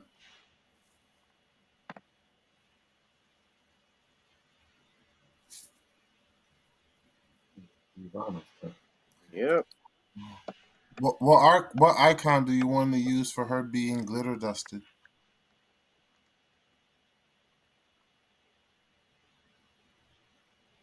Oh, so it can't really. It's not blind, but it can't hide. Right. Or it could hide, but with -4, -40. I don't really know. I guess I'll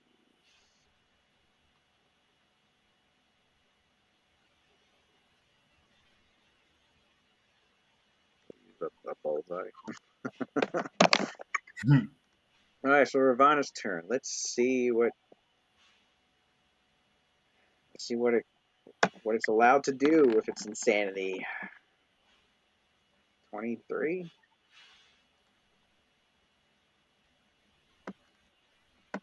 So the Ravana just starts.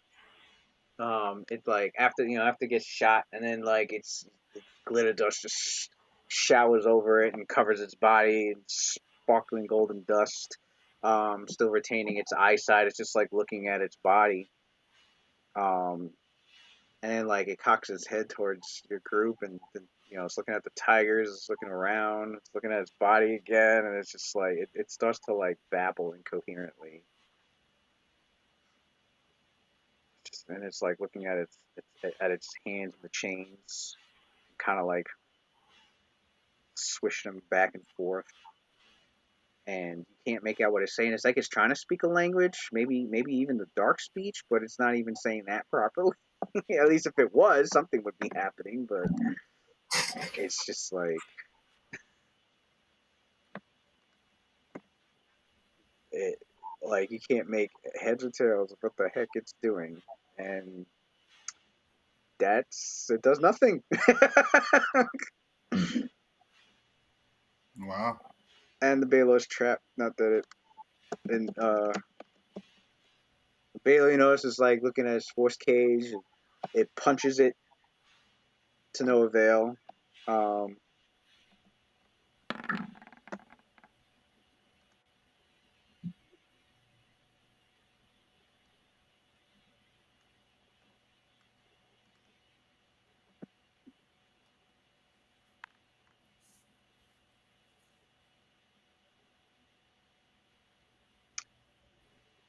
doesn't.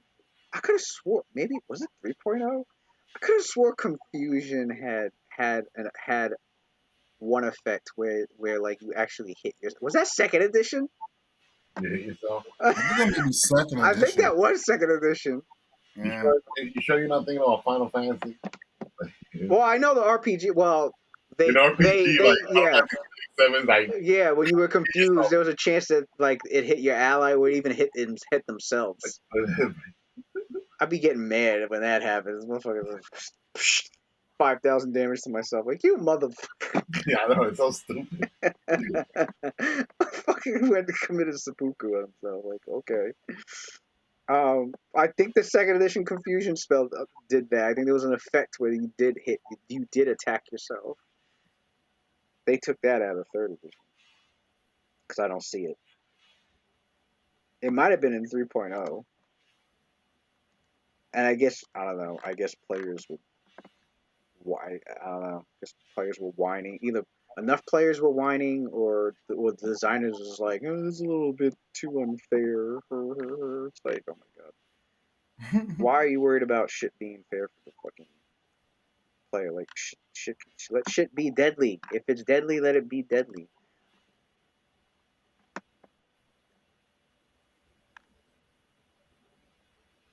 That's why I look at these. That's why 5e be cracking me up because I'm like, yo, nobody ever fucking dies. You get knocked out easily in 5e, but dying? Okay. An enemy would have to go out its way in 5th edition to fucking really to kill you. It would have to use up a whole turn beating on your unconscious ass just to. I mean, it would have to coup de grace you.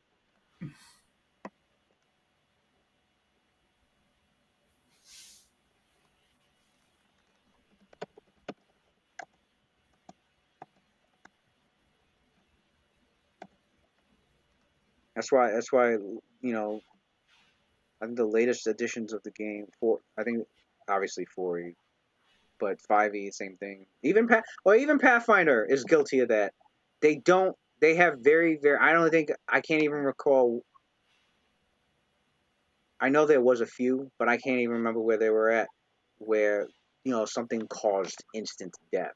Like a lot of their death magics or things that would normally like a gaze attack, from a creature that we knew originally would kill you with the gaze attack because it's a death gaze.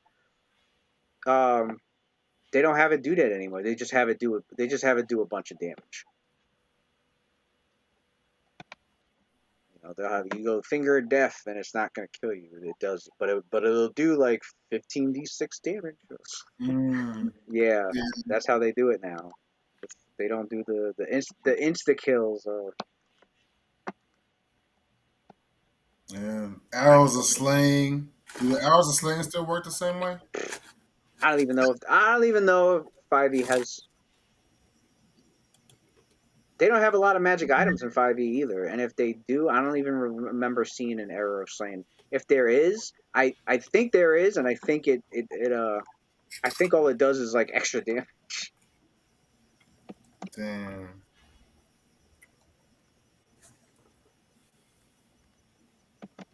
I'm like, man, they're making soft ass D&D players right now. I can only imagine what they're going to do in 6th edition. They're already talking about it.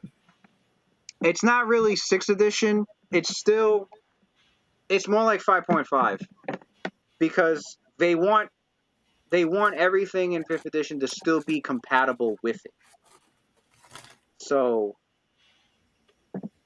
they keep informing the player base. That's cool. Don't worry, you'll still be able to use the books that you have now. You'll still be able to use them. Still be able to use them. They keep pointing that out. We just want to have a more organic updates to the game where you give us feedback and we'll change shit around to match what you're desiring in the game or whatever. I'm like, well, that doesn't seem fair because not everybody goes on the fucking internet to like cry to Wizards of the Coast. I wish you did things like this and blah blah blah blah blah. Like, whatever. I don't know. It sounds like they're turning D&D into a live service game.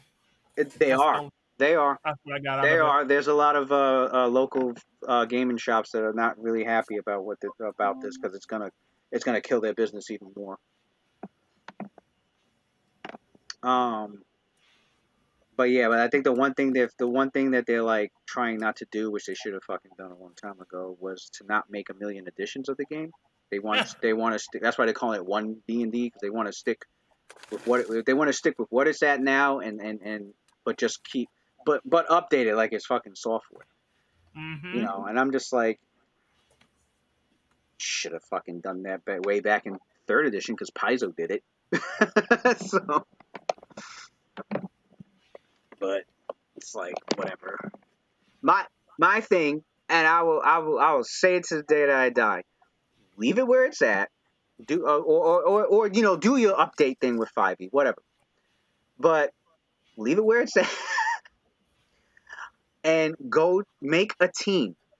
Make a few teams in make a couple extra departments, and give them this one job. Hey, you focus on 1st and 2nd edition. You focus on 3rd edition. You focus on 4th edition. I want you guys to go out there and work with those communities of gamers. Publish books for them, update stuff for them, et cetera, et cetera. Cater.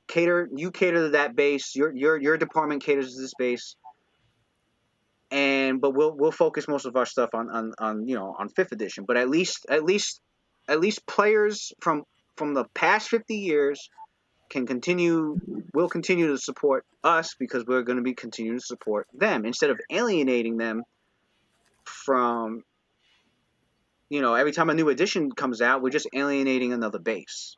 I mean, the game's split into 5 different demographics right now. It's like, come on, like, oh, you're like, and then I've noticed there's a trend with 5th edition people right now who are not really satisfied, and they're going back to older editions. They're like, you know what? 2nd edition really has a lot of shit that I wish 5th edition has, and they're they're like exploring that older material, and they're like, man, I wish this was in fifth edition. I wish this was in fifth edition, and it's not. It's like, yeah, like, it's like, how many times are you gonna make an edition? You know what? Another 20 years it'll be like D&D edition number 8. Now you just split the fan base into 8 editions because everyone's gonna play D&D with the edition that they prefer. Not everybody's gonna like, the new edition that just came out because they were perfectly content with what you made before. They just wanted you to like maybe update it or fix some shit around, but they were content with it. But now you want everybody to rebuy everything, and you're gonna re-release fucking Forgotten Realms the 20th time. Oh, let's make another Waterdeep book. Let's make another. Let's make another like. Come on, like there's just a point where you have to just stop and just. I remember when 3.5 was like the main edition, and like when new books would come out, we were like all excited, like, oh shit, Right. But one of the last books, like Book of Nine Swords, I'm like, man, this freaking was awesome. It was like the golden age, I think, in my opinion. Right. And you know what it was? Third edition was after that, fourth edition and onward. Third edition was doing great. I mean, even financially, they were doing great. But apparently, I don't know if this was an executive decision from just Wizards of the Coast, or if maybe Hasbro. I believe Hasbro had to have gotten involved too. I think it was a matter of, hey, we want more money from this game, and we're not getting the amount that we want. Like we're fucking Magic the Gathering's carrying us right now. Like, I mean, that's what that and Pokemon, like that's what it came down to. And they were like, listen, we need to turn D&D into a brand, into a bigger brand, a more popular brand. We need to make money. We want money. And so then they axed third edition. They axed it, and they were like, we're doing fourth edition. And then when fourth edition came out, when they were showcasing the rules and all the changes to the game, a lot of people were not happy, and even some of the designers. I remember when Ed Greenwood himself was like, please don't do this to the Forgotten Realms. I'm begging you. Like, he outright came out and said that they went to the headquarters, and it was him and one other designer, I can't remember who it was, said, please don't do this. Like, consider something else, consider this or whatever. And they pretty much told him, we thank you for your, we thank you for your input, and we respect you and your opinion on the matter, but we're pretty much going to do what we want to do. So, and it flopped. Fourth edition, after 4 years, it was done. It was done. Like, they were like, we fucked up. I mean, the novels that they came out with during that time was fucking lit, though. Like, the Spell Plague novel. Oh, yeah, the whole they Spell were good. Plague. They were good, man.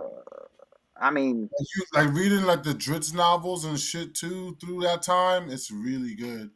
Elminster's line. I mean, I'm pretty sure Ed Greenwood was salty as fuck, but he wrote the fuck out of that goddamn Elminster series during that time. Oh well, yeah. I mean, kind of, he was just like whatever. But they did include when fifth edition came, and they were like, all right, we kind of need to like reset the realms back to the way it was, but they did it in a way where they still wanted to maintain the fact that what happened in fourth edition realms still happened. But we're gonna bring back a lot of the shit that we got rid of. So a lot of the deities came back. The cosmology came back mostly intact. It literally was like a super soft reset button. And I'm like, oh my god, why can't you just omit it entirely? Like, but I guess they didn't want to. I guess they didn't want to devalue anything from fourth edition. So instead, they just kind of half omitted it instead. But all right, it's like I'll put it to you this way.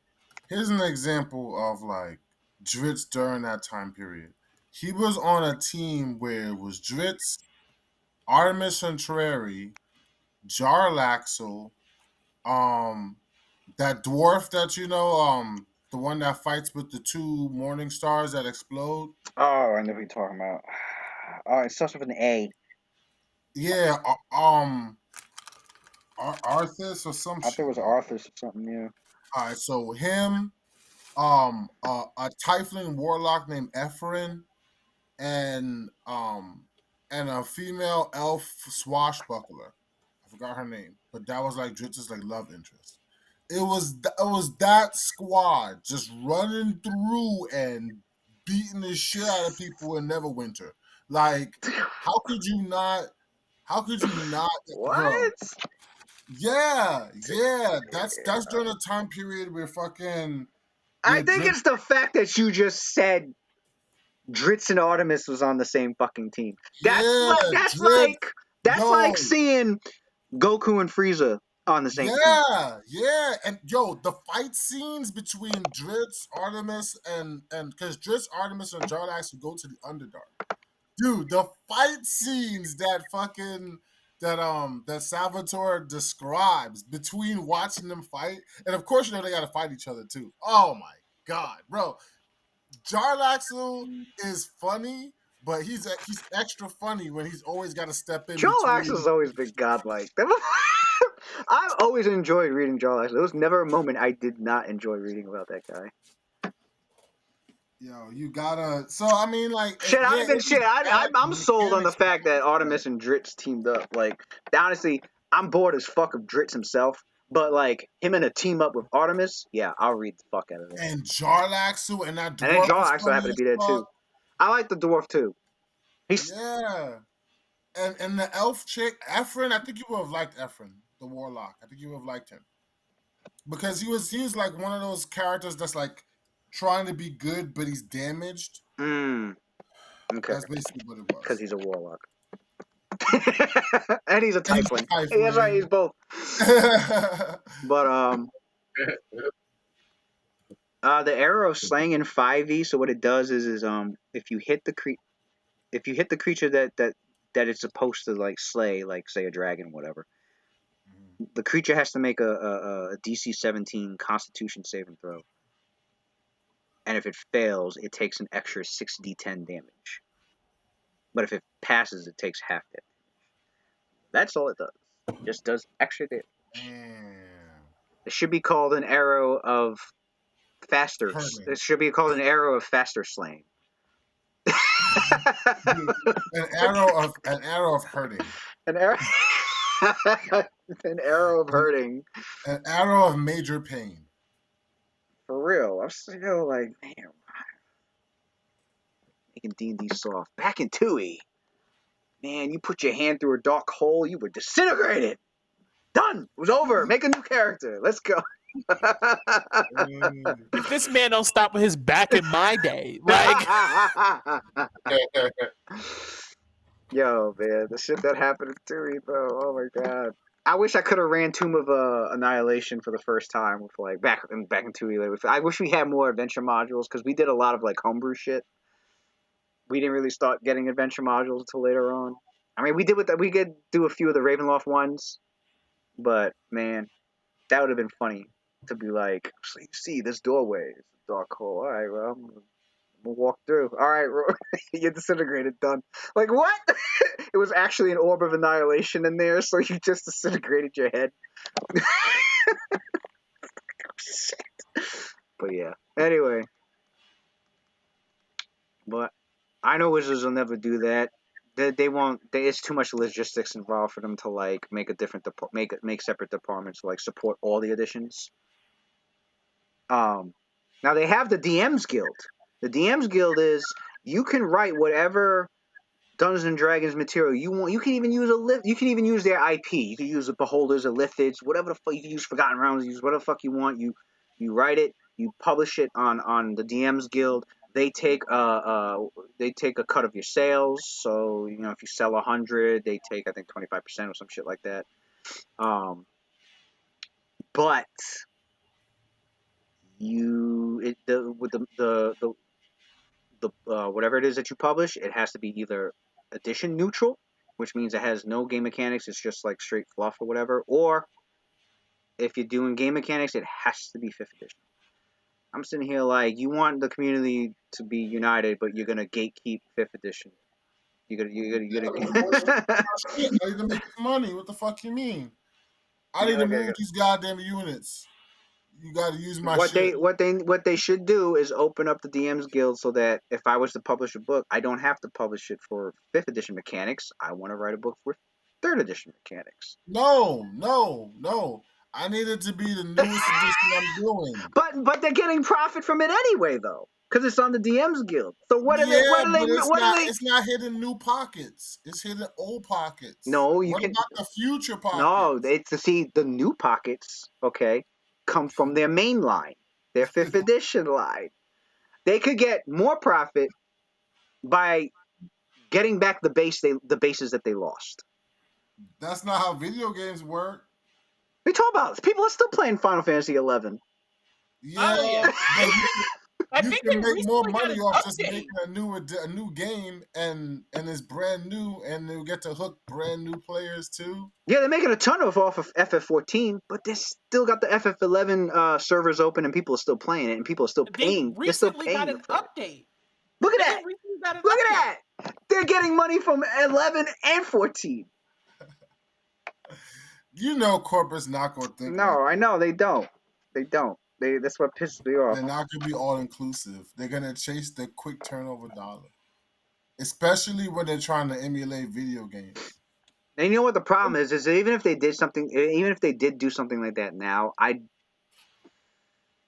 I don't think we're suddenly going to see. I could be wrong. I don't think we'll suddenly see like a surge of the DMs Guild. Suddenly, people are like, "Oh, I'm publishing a 2nd edition book. Oh, I got a few 3rd edition." Yeah, we're not going to see a surge of that because they waited so long to do this. So like now people are in the position of like they either jumped on 5th edition already or they long lost hope on like ever seeing new material for like because I wish there was a complete Incarnum book. I wish there was a Phoenix Codex 3 Yugolovs for 3rd edition. I wish there was a Tome of Battle 2. Okay, I wish there like that's why I mixed up Pathfinder shit because I was like, yo, Pathfinder is like what 4th edition should have fucking been. Like, I could still use the 3rd edition books. They updated some shit. They added some new shit. It's compatible still. Fuck, like, why not hybrid the fucking game? I'll just take the best of whatever works. Like, our gaming shit doubled in size thanks to fucking Pathfinder. But, and then Pathfinder fell off. They're like, wow, 5th edition's doing so good. We need to rival that. Let's make 2nd edition Pathfinder. What? Like, oh my god, why? You were doing fine. Just because you were number 1 for like a few years. Okay, great. The only reason you're not number 1 anymore is because Wizards of the Coast mastered hype marketing fucking 5th edition is really what they did. And it's a new edition. Of course it's gonna be number 1 for a little while. But Paizo wasn't happy with that. They were like, no, we gotta rival these motherfuckers. This is Dungeons and Dragons. We need to be the fucking Vegeta to this Goku. Let's go! Like, oh my god, stop. You should have not. No. They axed 1st edition. I was on those forums every day. I was watching. Like I was the watcher. I was fucking the Those are so dedicated, man. Uatu. I Those are the true yo. role-playing That's what I'm game saying. fan, I man. was the Uatu of Pathfinder, and I'm like, nobody asked for this edition. There was nobody saying, I'm kind of burnt out. I wish we had a whole new fucking edition with a bunch of shit changed around. Nobody. There was none of that. Paizo came was like, yo, we're doing 2nd edition, and here's how we're doing it. And I'm reading the rules. I'm like, this isn't Pathfinder. This is, you know what? A lot of these rules look very eerily similar to 4th edition and 5th edition. The older you get, it's true, man. I can sympathize with you geezers. We're all gonna get there, hopefully. But the older you get, the more resistant to change you are. You just don't want to like learn shit, man. That's what I say, yo. I'm at that point where I'm like information overload. I just don't want to learn. There are very, very few things I'm little here and concerned. there, tidbit, but not like before. I was gonna say I'm liberal. I'm always like learning and this, all this junk. Not anymore, man. It's like, for real, man. I'm reaching capacity already. Like, Yo, I'm progressive with a lot of things, but Dungeons and Dragons, I'll be the absolute most conservative with. I can't explain why, but Well, the good thing is, look at it this way. Look how long it takes just to freaking get through a campaign. It takes years. Right. We never. Oh, We that's what I'm only saying. We got we plenty play, of material. Yeah. we play like less than 0.005% of all the freaking campaigns out there for 3.5 and Pathfinder. So we're good. That's what I'm saying. No, yeah, we're We good. even have enough. We have like 2 It's lifetime just, worth of it's like just, I just, I, 3.5. you know, it's just, I see, cause I'll see like these brand. I mean, because there's a lot of brand new players to Dungeons and Dragons because of fifth edition, and like I'll be seeing like mechanics that they'll make or things that they wish were in the game or whatever. And I'm sitting here thinking like, yo, that they had that in third edition. Oh wait, they did that in second edition. Or like you're looking for more of that. Like there's a bunch of second edition books that cover like the Spelljammer book that just came out. So much disappointment. So I knew it was going to be disappointing, but I wanted to see how many more people. So I'm all over social media looking at everybody's reaction to Spelljammer. And a lot of people are like, even the people that didn't know much about Spelljammer, they were like, "There's some stuff in here that's pretty lacking." But the people that knew about Spelljammer, for the number one thing everyone's bitching about, legitimately, is the Spelljamming ship combat. There's like almost no rules for it. It was so dry. Oh, you saw it. Yes. Yes. I was so hyped for that. People were saying, "Yo, I'm using Ghost of Saltmarsh rules for fucking naval combat." They're using that to make up for the lack of spelljamming combat. I didn't understand, like they were trying to do something so innovative. Well, this is supposed to incorporate, a 3D idea. No, it was trash. It was fucking trash. I guess they just expect you to, 2 ships get together and then you melee. Yes, and what bugged me is Jump into that another it, ship bro. and melee. you Dude, had that's you had it. all of these you had all of these stations that you had to control. It was literally like one page of rules for the fucking One page.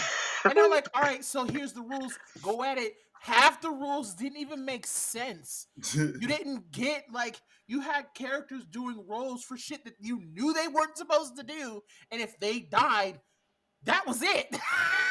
Yeah. That's how a lot of people are trying to update.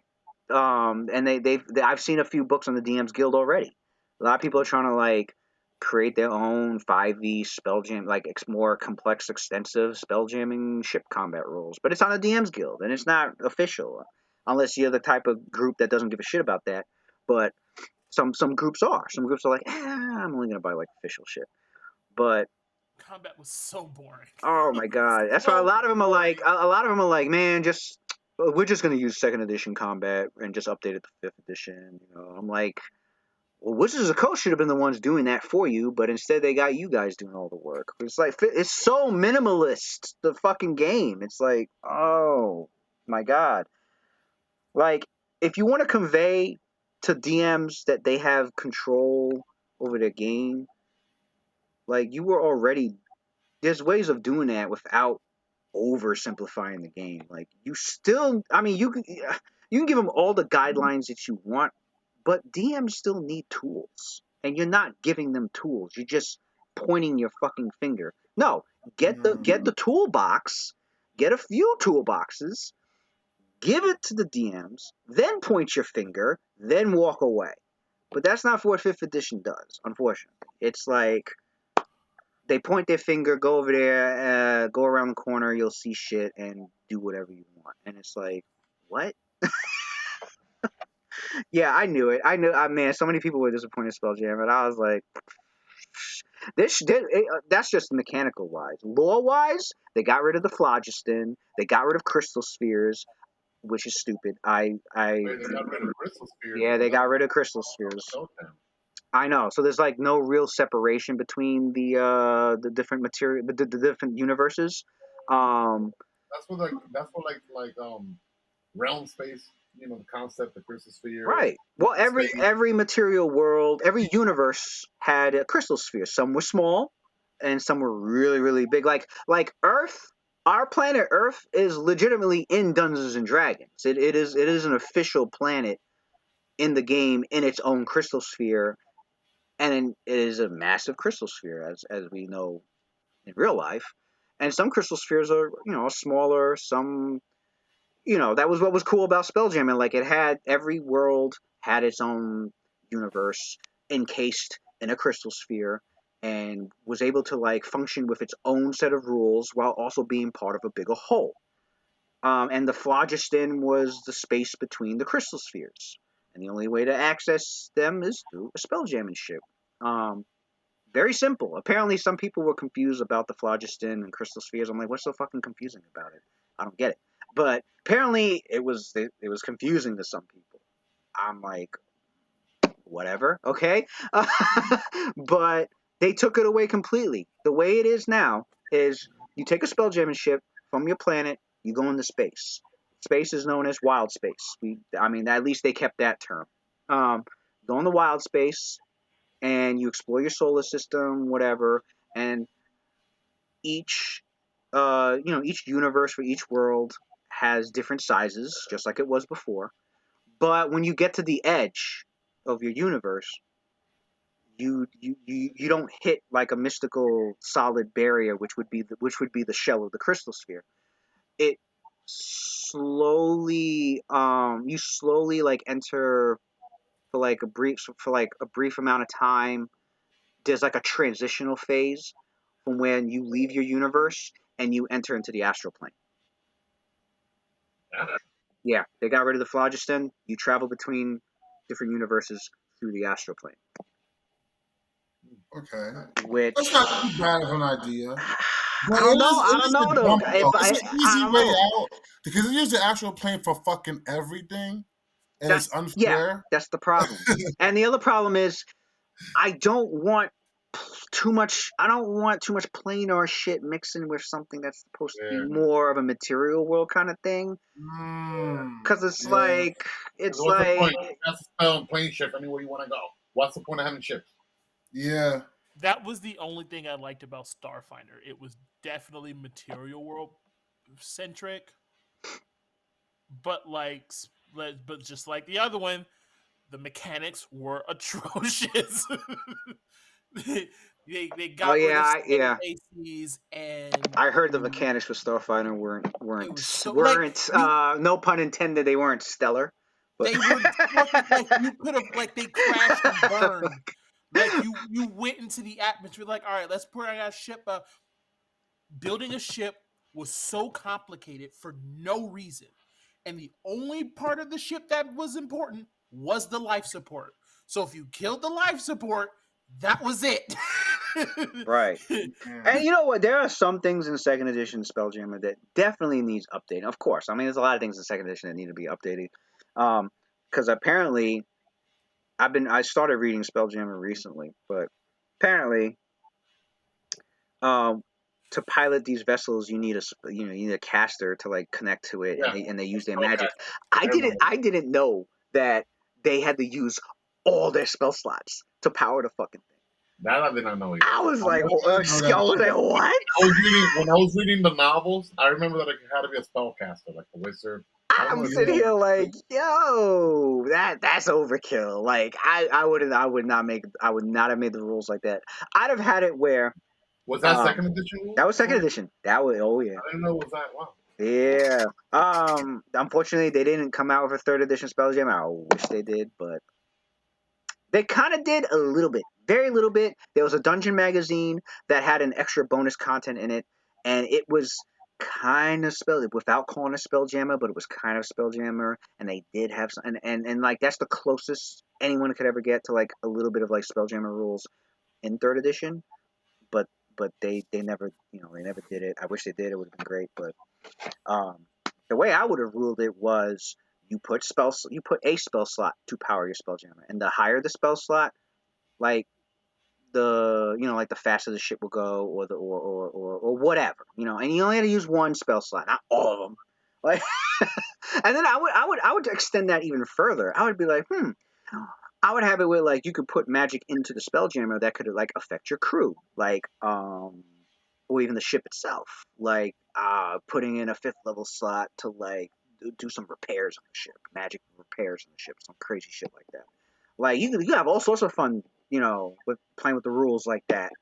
But yeah, I think Commonly, it's powered by magic, but there are other types of helms. There's life jammers, and there's the life jammers was you hook yourself up to it, but it feeds off of your life force to power the ship.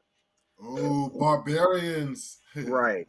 And then there's like the special unique ones depending on like the creatures involved. The beholders, they have a special type of beholder called an they call them an orbis.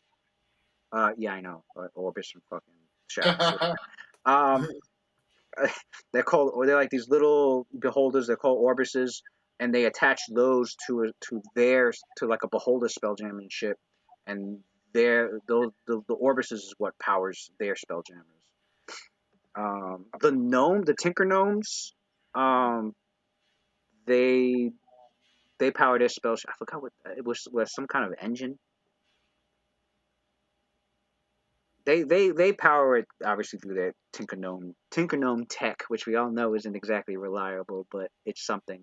Uh, but yeah, they have their own way of like powering their ships if they can't use magic. They have a mechanical way of doing it.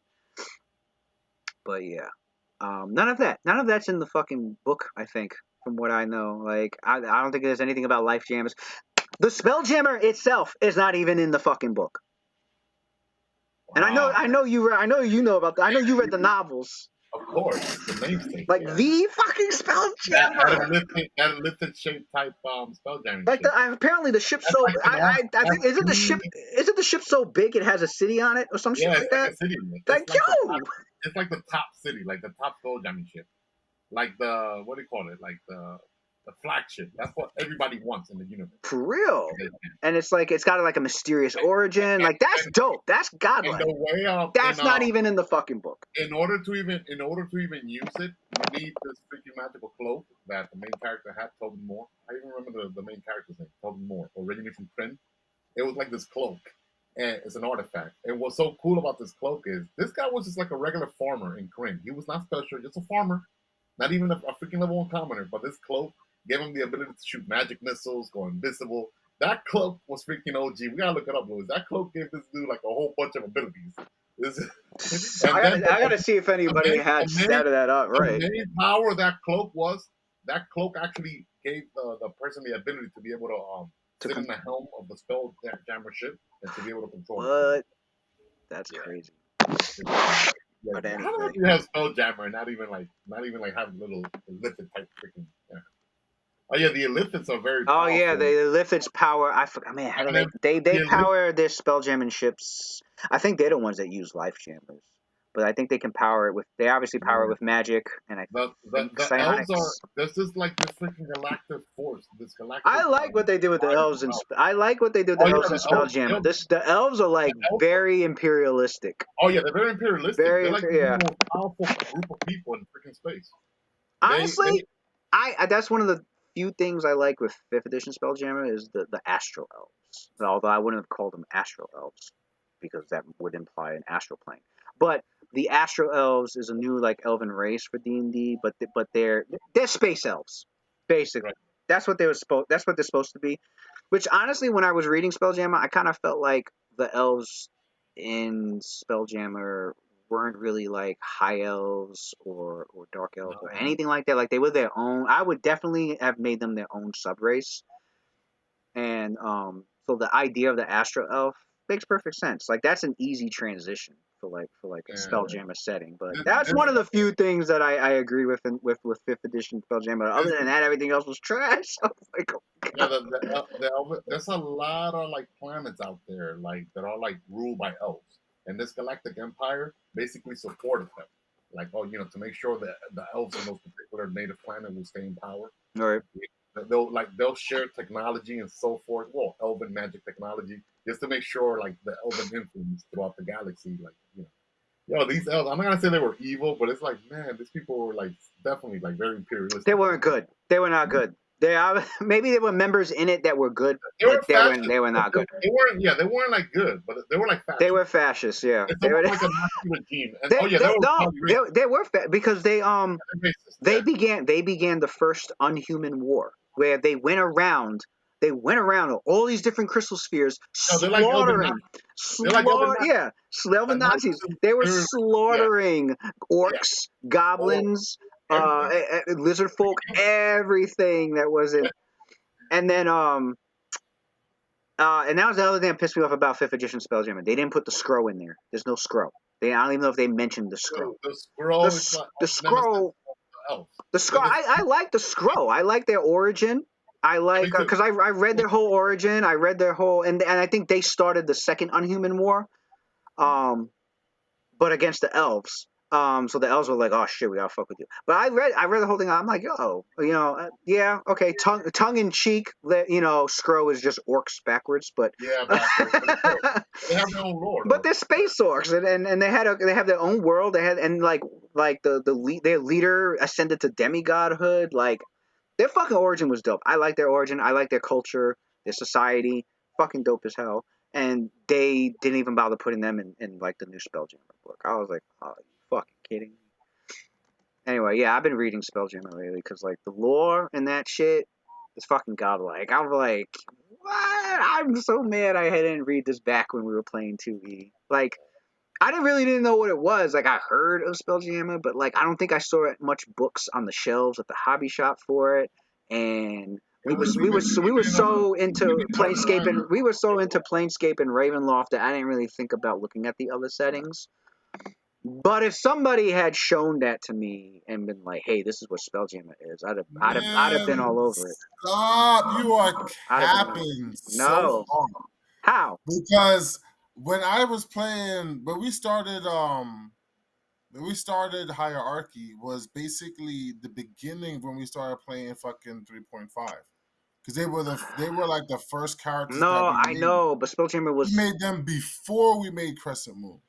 So we were talking about Spelljamming with that group. yeah. So you were introduced to the idea. You just didn't care No, because you were focused on other shit. no, I didn't bother because I was like, because at the time it was like, wow, that's 2nd edition. We're playing 3rd edition. So when they come out with 3rd edition Spelljammer rules, right, which they never did.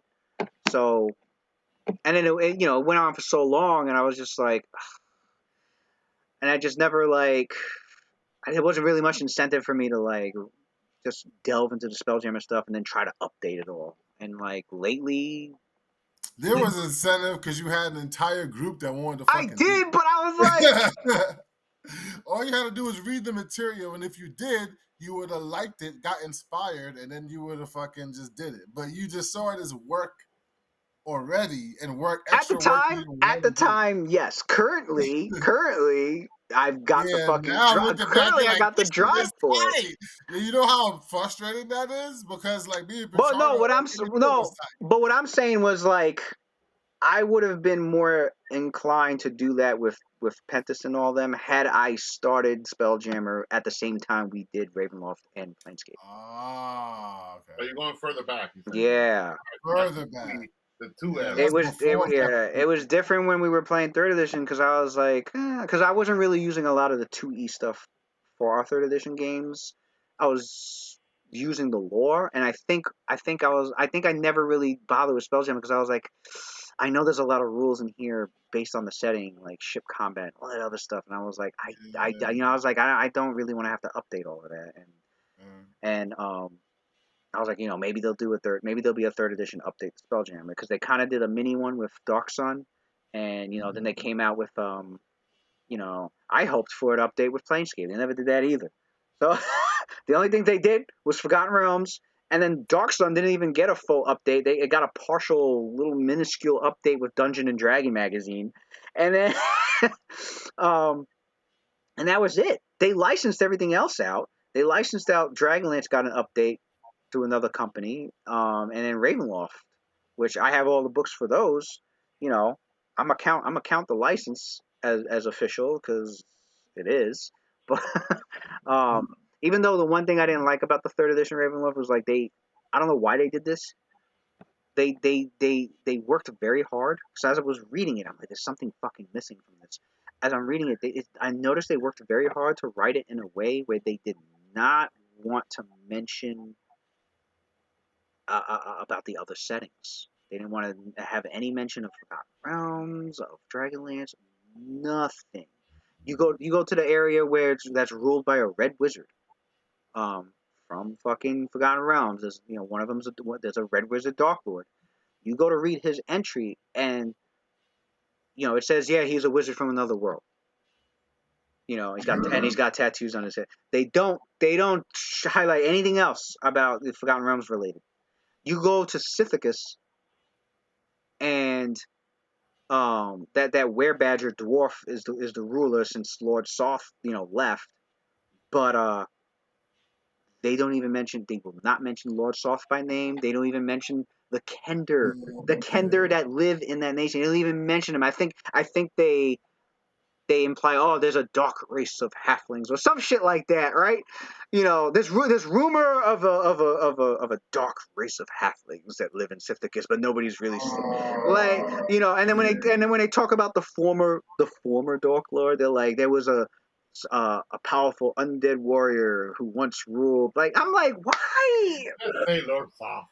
Right. I don't understand why it was White Wolf published Swords and Sorcery. It was Swords and Sorcery Studios that got licensed to make Ravenloft, and I don't know if it was a contract thing, which doesn't make sense because if I was Wizards of the Coast, I'd be like, yes, showcase the fuck out of the stuff from our game because we want more advertisement as well. Right. But I don't know. I don't get it because you're already using our D20 system. You're already using a system that we made open, and we only ask that you refer to the player's handbook, the Dungeon Master Guide, and the Monster Manual. So I don't see why they would not refer to anything. I don't know. It was weird. But yeah, they licensed Dragonlance. They licensed Ravenloft. They made a whole new campaign setting, Eberron, and the only thing they updated was Forgotten Realms. They didn't touch any of the other settings. That whole edition. And had I known that, I'd have been like, well, guess I gotta update Spelljammer myself. But all right. So the Baylor, we'll finish this round real quick. Metzo and Nidrama. Alright, so Mentor, he's gonna fly over to Belena.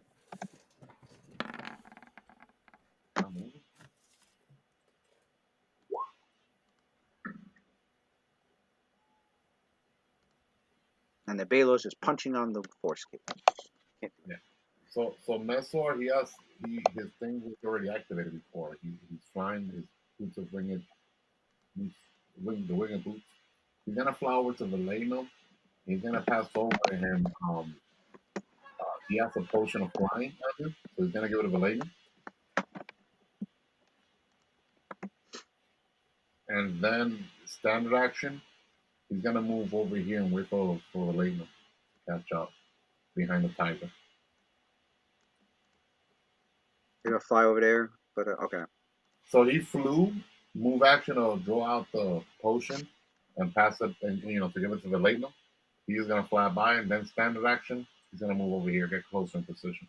Is he on the ground or is he flying behind the tiger? So he's here. Yeah, he's gonna use the tiger as cover. Okay. Oh, I forgot to heal him. He's been a couple of rounds, so All right. I think That's what. That 177. Remember, next time we play Matt, that Valeno has the potion of flying. Potion of flying. Cool. Potion of flying, which leaves Nidrama. So Nidrama is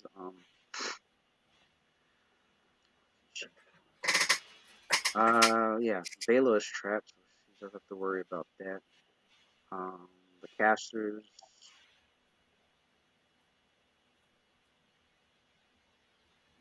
She's probably gonna. She could do bless on Mesor. Bless. She did bless weapon on. Okay, good. Yeah, she did. She used it. She only has it 3 times a day. She used it all earlier on Valenum, Metzwar, and Zyno. So for the next 14, the less than 14 minutes, they can bypass damage. That's good. Nice. So that leaves. So she's going to.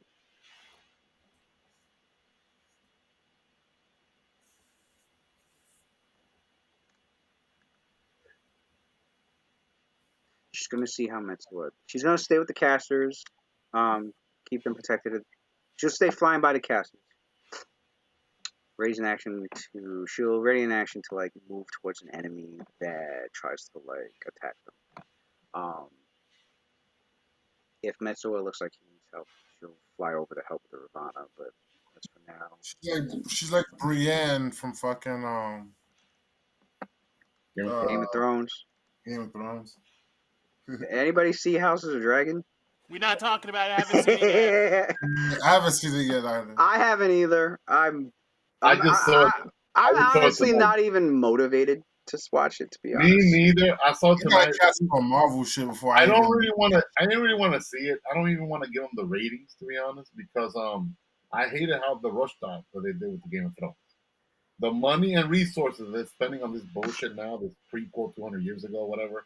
I wish they did season 8 better justice. They ain't rushing. Oh, I agree. Now, I mean, people are raving about this show, and it's not being obviously it's not run by the same guys that fucked up with Game of Thrones, and apparently, and George Martin has a lot bigger like influence, not influence, but a bigger hand in this show. Hasn't this dude like not even finished the books though? Like, Yeah, I know, but I'm like, you know what? I don't even. He needs to finish the fucking books.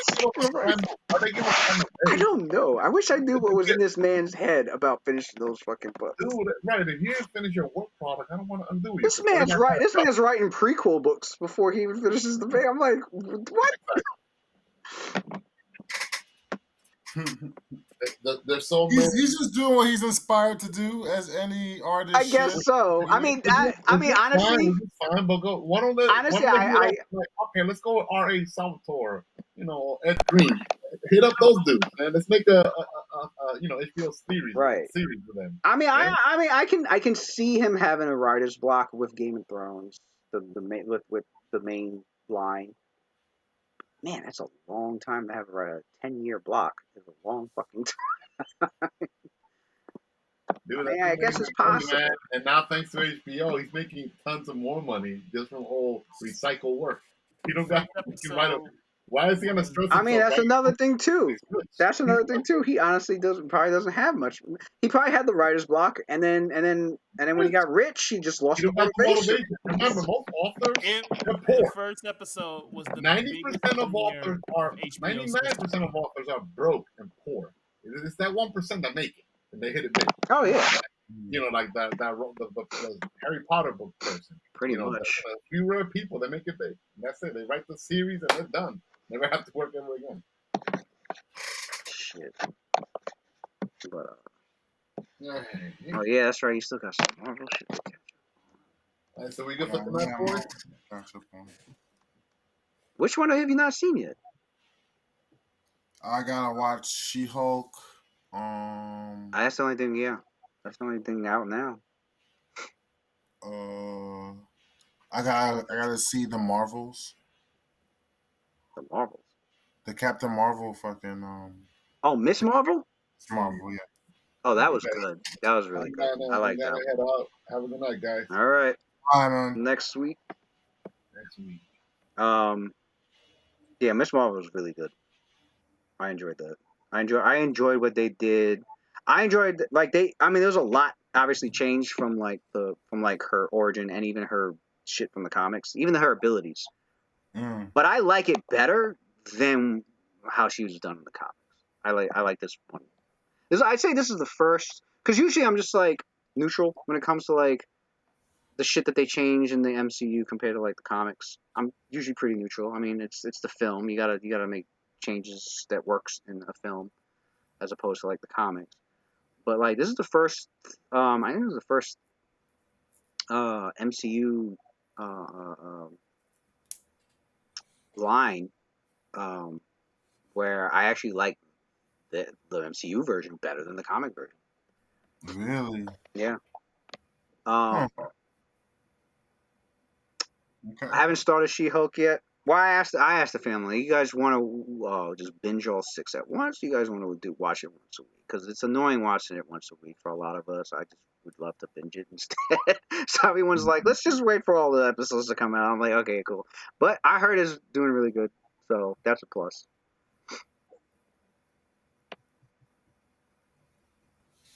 Because I was kind of worried about that too. I was like, I hope they don't fuck up with She-Hulk. But I heard first episode was a blast for a lot of people. So, and the only ones complaining about the episode, well, are obviously the bunch of misogynists, pretty much. I'm not gonna spoil it, but there's this one thing, there's this one scene that they're complaining about, and I think that was the only thing I spoiled for myself because I was curious about what they were bitching about, and I was like, these motherfuckers don't read fucking. First of all, these motherfuckers don't. Obviously, misogynist is hell.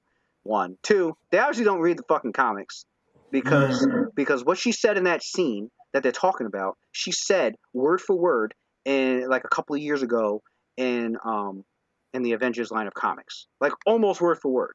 And I'm like, and it made sense then, and it still makes sense now. So I'm like, these so is they the internet gives voice to a lot of fucking corny ass people. Is what the problem is. Like a lot of fucking people that don't deserve a voice that loud. So that's really all it is. And social media makes money off of makes money off of conflict. So you're always, Right. you're always going to hear you're always going to see that demographic be the loudest, and it ends up controlling the whole fucking conversation. It's like whatever. I'm gonna just watch the show and enjoy it. Yeah, I mean it's Marvel, so I usually put a lot of faith in the fact that they're gonna keep me entertained. They rarely let me down, honestly. Right. I'd say the only thing lately, there's only two. Actually, this recently, as of Phase 4, there's only two things that bugged me, and that's a very very small number compared to how much shit that they've done. And the only two things was I I can understand the director and the writers of Moon Knight wanting him to be wanting his story as isolated as possible. They didn't want to stick too much, I guess, connections to like everything else that was going on and around. I just wish there was at least one. And they were supposed to. They were supposed to. But what happened was because of the pandemic, or whatever, they didn't get a chance to, because Moon Knight was actually supposed to come out after Thor Love and Thunder. And Oh, yeah, it was supposed to come out after Thor and Love and Thunder because they had to cut out a scene with Khonshu um actually talking about Gore. There was the scene where the Egyptian gods were actually talking about what Gore was doing. But because Moon Knight got released before Thor Love and Thunder, they had to cut that whole scene out completely. But actually no, three things. Three things. Eternals could have been better.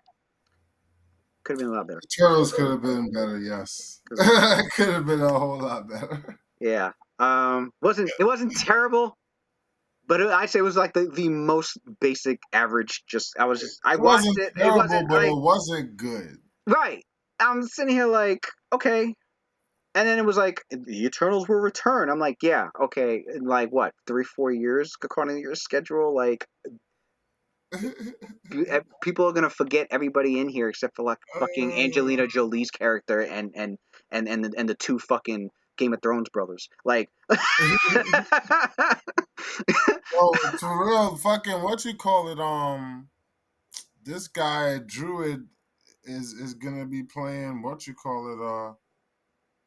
What's his name? Gonna be playing Joker, I did see and that. Yeah, so I I heard mean, he's playing. He's gonna get the role of Joker. he's gonna be getting the role of Joker there. He's already got his tie split up, kind of dipped between DC and Marvel now. He's over on DC side. So I mean, out of the two films, which one did the most numbers? The Batman did way better than Eternals. So if I was his agent, I'd be like, man, just lean into this goddamn Batman film, Joker film. All right, Especially since the other Joker that you're going up against is a musical. for real. So you have a good chance because like you're not going experimental with it. You're going based off of the success of the Batman movie. So Yeah, we'll see.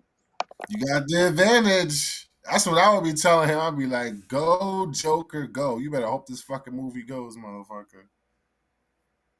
I just don't like the fact that they have fucking Joker teaming up with people. Like, Joker is not a team I up mean, like that. he he kind of does now and then, but he's always a fucking wild card when he does. He's Joker's the kind of person where he's like he has to be in control somewhat. It's Yeah. not like Oh yeah. and so like it's got to be a situation where it's not like a partnership. It's more like he controls that person. That person's like pretty much a henchman for all intents and purposes. Like if he doesn't have that, it's got to be like someone like Lex that's gonna at least split partnership with him. And Shit. even Lex, to some I was degree, just right. is only really has him there to keep him like as part of the group. Because if he doesn't invite the Joker, then the Joker's gonna get offended and ruin everything anyway. Pretty So much. like the only reason he lets him on the squad. But other than that, Joker doesn't team up with anybody other than Lex because he needs to have like control. He's not like I think the one time he was in the one time he was in the Legion of Doom again, and I think Lex put him in charge. Lex put him in charge of like the funding and the creation of traps. And I think he confronted Joker on something, and Joker was like basically put him and everyone in everyone there in their place because he was basically like implying to them like, why do y'all think like I'm gonna work well as a team member, or even like you can control me in any sort of way? Because like what he had done secretly that none of them knew was that he also rigged the entire fucking headquarters with the traps, and he was fucking them all up with just the traps that he set up in their own headquarters. I was like, Jesus Christ, this fucking guy is crazy. no.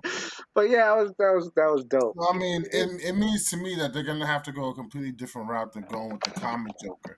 Which I mean, cause they're gonna have him teaming up with his first debut. He teams up with fucking with the Riddler. Then then I mean, I don't know what material they're drawing from. It must be like just their own version of the Joker then, Right. which could be interesting, but it's a gamble. I'd rather go with like seeing the Joker as he stands now in the comics, but like brought to life on the silver screen. But whatever. But we'll see. DCU's gotta fix this shit up. Apparently, they just hired a guy, uh, Dan. Dan, I forgot his last name, but he's supposed to be their Kevin Feige Mm.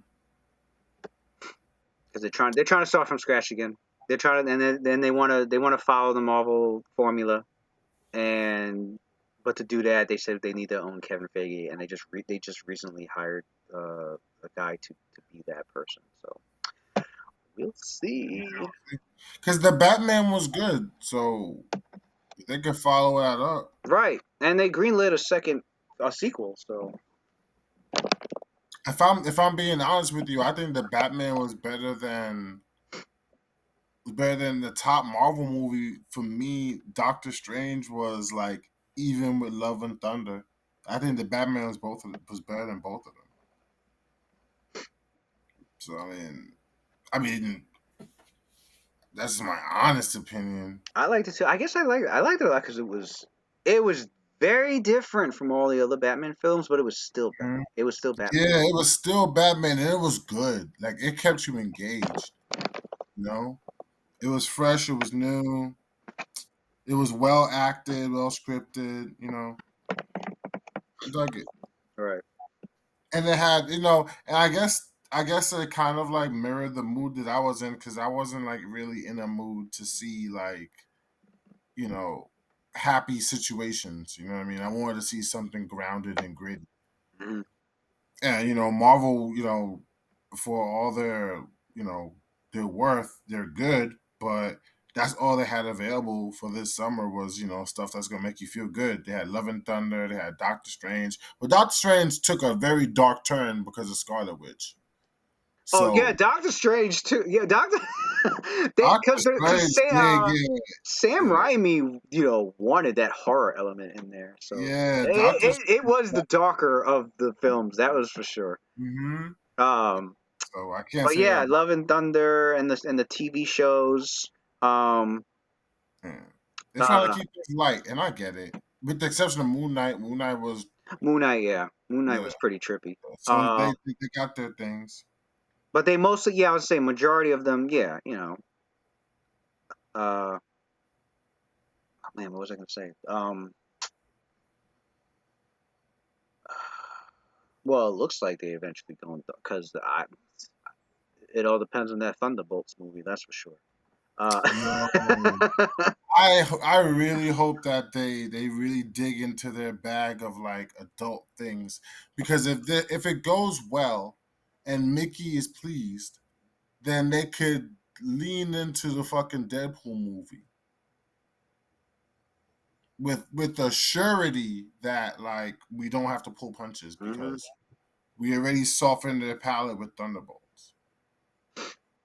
And then Thunderbolts is supposed to be the end of that's Phase 5 end, because then right after that's Fantastic Four. I'm really curious how they're gonna fucking do that one. They said Fantastic Four, they're not gonna really go into their origin that much. Not that they really need to even go that deep, because their origin is actually it's like one fucking paragraph. Like if you talk about it, Yeah, they could they it's not could they could really. They could they could Star Wars that and just fucking have it where it's just right. fucking Yeah, that's what they said. They don't want to make it another origin film. I'm like, crawl scroll, right. please. Right. You don't need Or to just do the go flash through it. images that they be doing with Marvel, where they Right. show the image of what's going on. Just do a quick 5 minute recap. What the fuck? How who they are?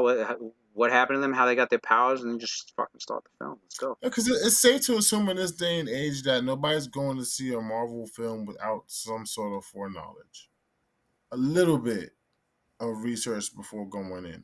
All right. And even if they do go in blind, by the time they leave, there's so many people talking about it, they're gonna get informed. So you don't have to treat your audience like they're completely Yep. idiots.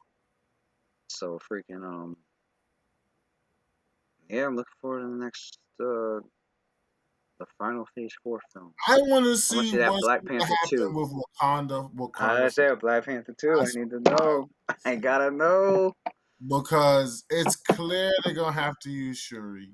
Clear. I don't know. Already I keep seen. hearing Nikita is another candidate.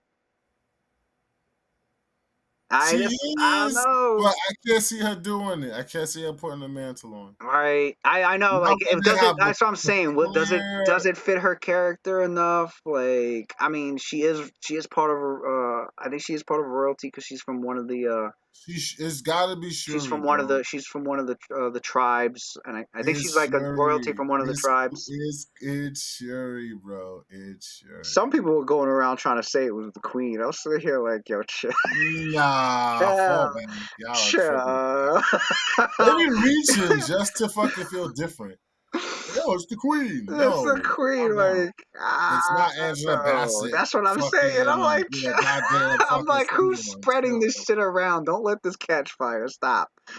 But I would say it's Shuri because they have material to pull from if they want to fucking. Because, all right, Shuri was actually Black Panther during Doom War. When Doom goes to invade fucking Wakanda and take the vibranium. So it makes sense to make it her. I'm hearing one theory. Well, and then you have your M'Baku fans trying to say that it might be. I'm like, they're not gonna give it to M'Baku. Nah. Fan, That'll be awkward. yeah, He's not even a right. fucking he's not Fan part of, favorite as he is no. I don't see. He's not gonna fit the. He's not gonna fit that. he could be the Black Ape. He could be the Black Panther. Right. He's part of the He could fucking take. Yeah, he could take on the mantle he originally has, Manape. Like, like, yo. but Fuck. I'm sitting here like now. Okay, this is one theory that's going around that because they're dealing with Namor and underwater shit, Mm-hmm. that Shuri actually develops Black Panther suits for like their army, and that's how they fight against Namor or some shit. So it's not like one particular Black Panther. Like all the soldiers are Black Panthers. That's one theory that's going around. With Shuri, I guess, as the leader. I don't know. I don't know.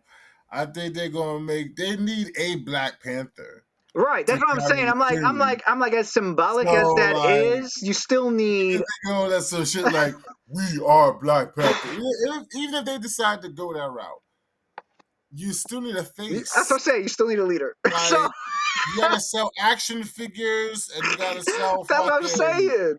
lunch Right. boxes and you gotta sell book bags and pencils.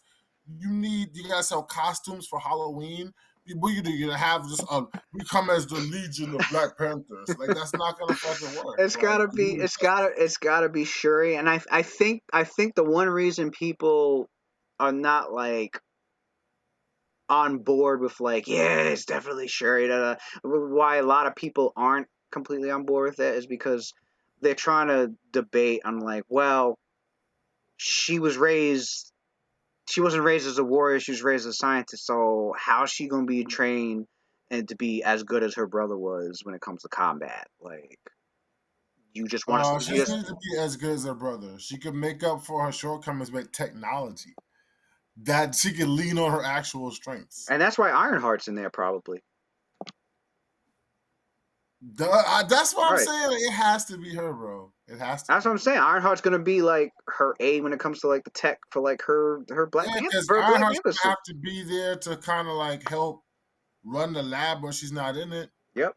And she's out being Black You know Panther. what? Now that you mention that, yeah, because she's running out being Black Panther. Who's gonna be head of the fucking science division? Right.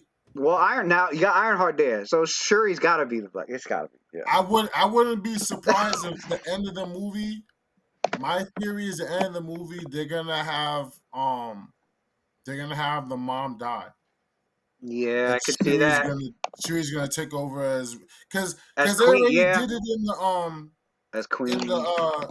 the what you call the what if fucking episodes where Shuri becomes the region of Wakanda. Oh yeah, they already did do that. That's what I'm saying. Why wouldn't they do the movie? Like she was already region. Right. They're letting you know that They soft already, pitching. yeah, I was saying they already did do that. And what if is canon? Last I checked, it's canon to the MCU. So Right, they're soft pitching it like, yo, Chad's gone, so imagine Shuri on the throne right, because that's eventually what's gonna be. Her mom is older than her, so she lives long enough. Chad's gone, so he's not sitting on the throne. yeah, because they soft promoted that with Captain Carter. That's why she suddenly showed up in fucking Doctor Strange too, because they already showcased her in What If. Yeah, So they're making everything transparent because it's one universe, so why not? right. Although Black Bolt was a fucking surprise.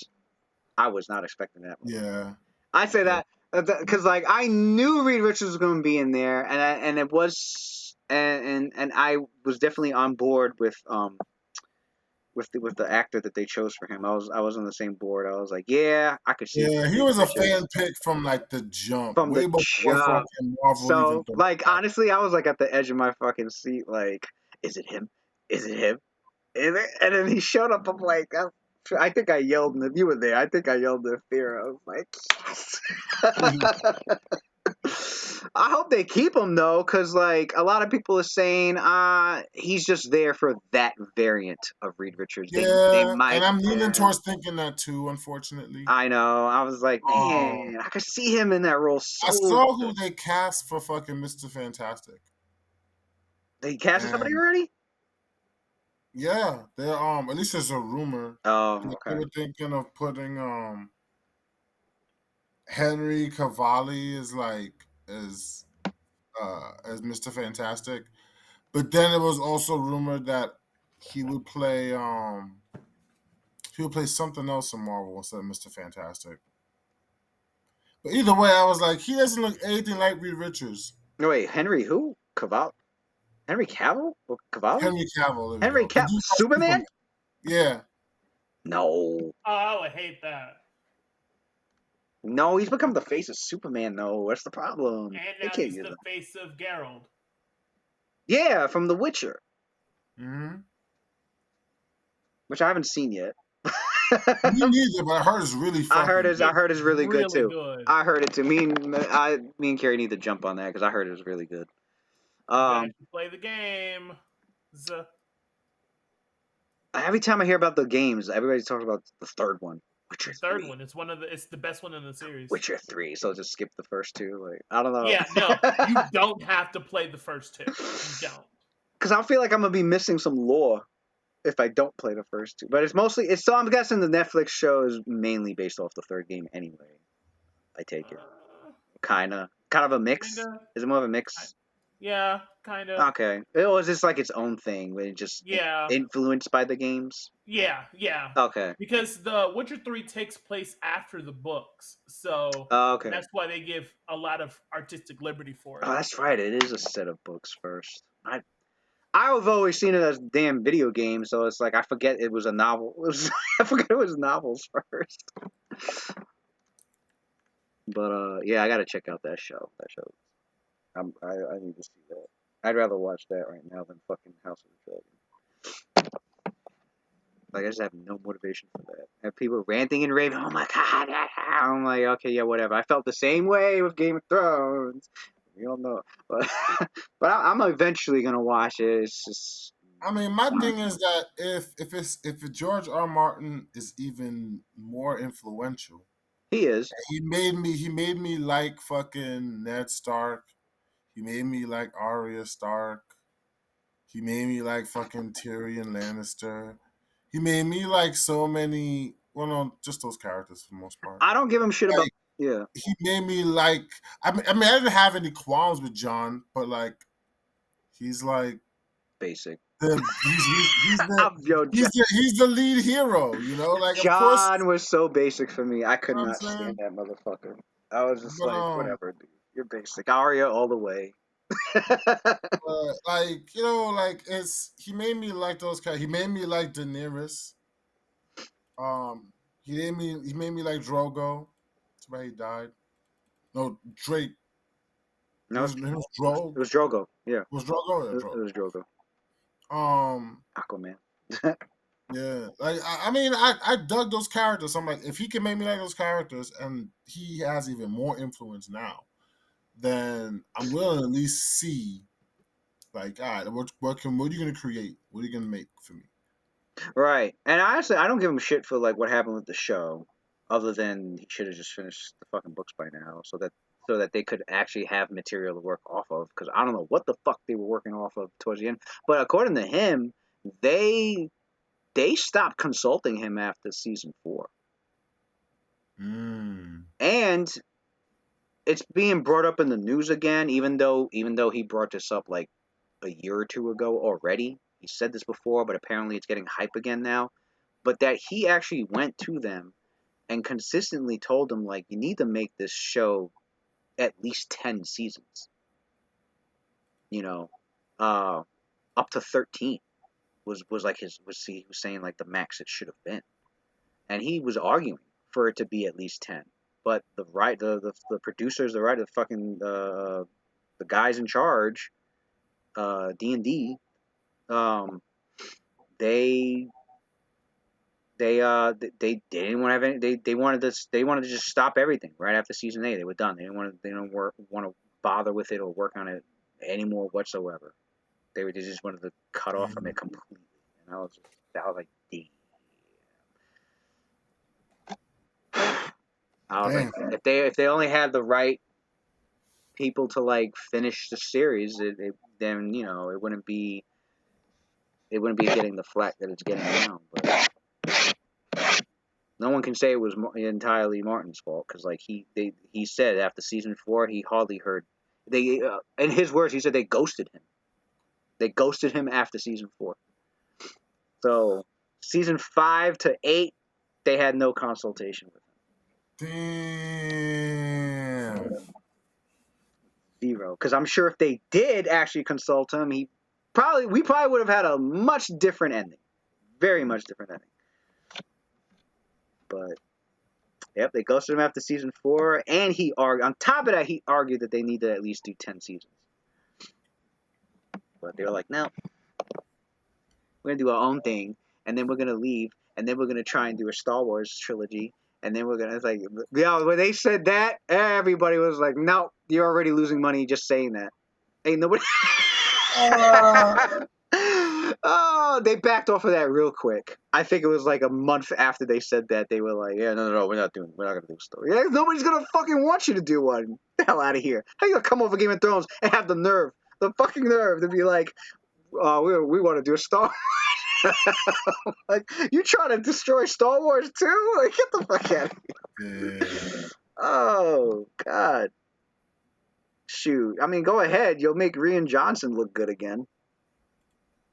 Honestly, I didn't have a problem with episode 8. A lot of people did, but I was just like, I kind of like episode 8. I mean, it had its flaws, but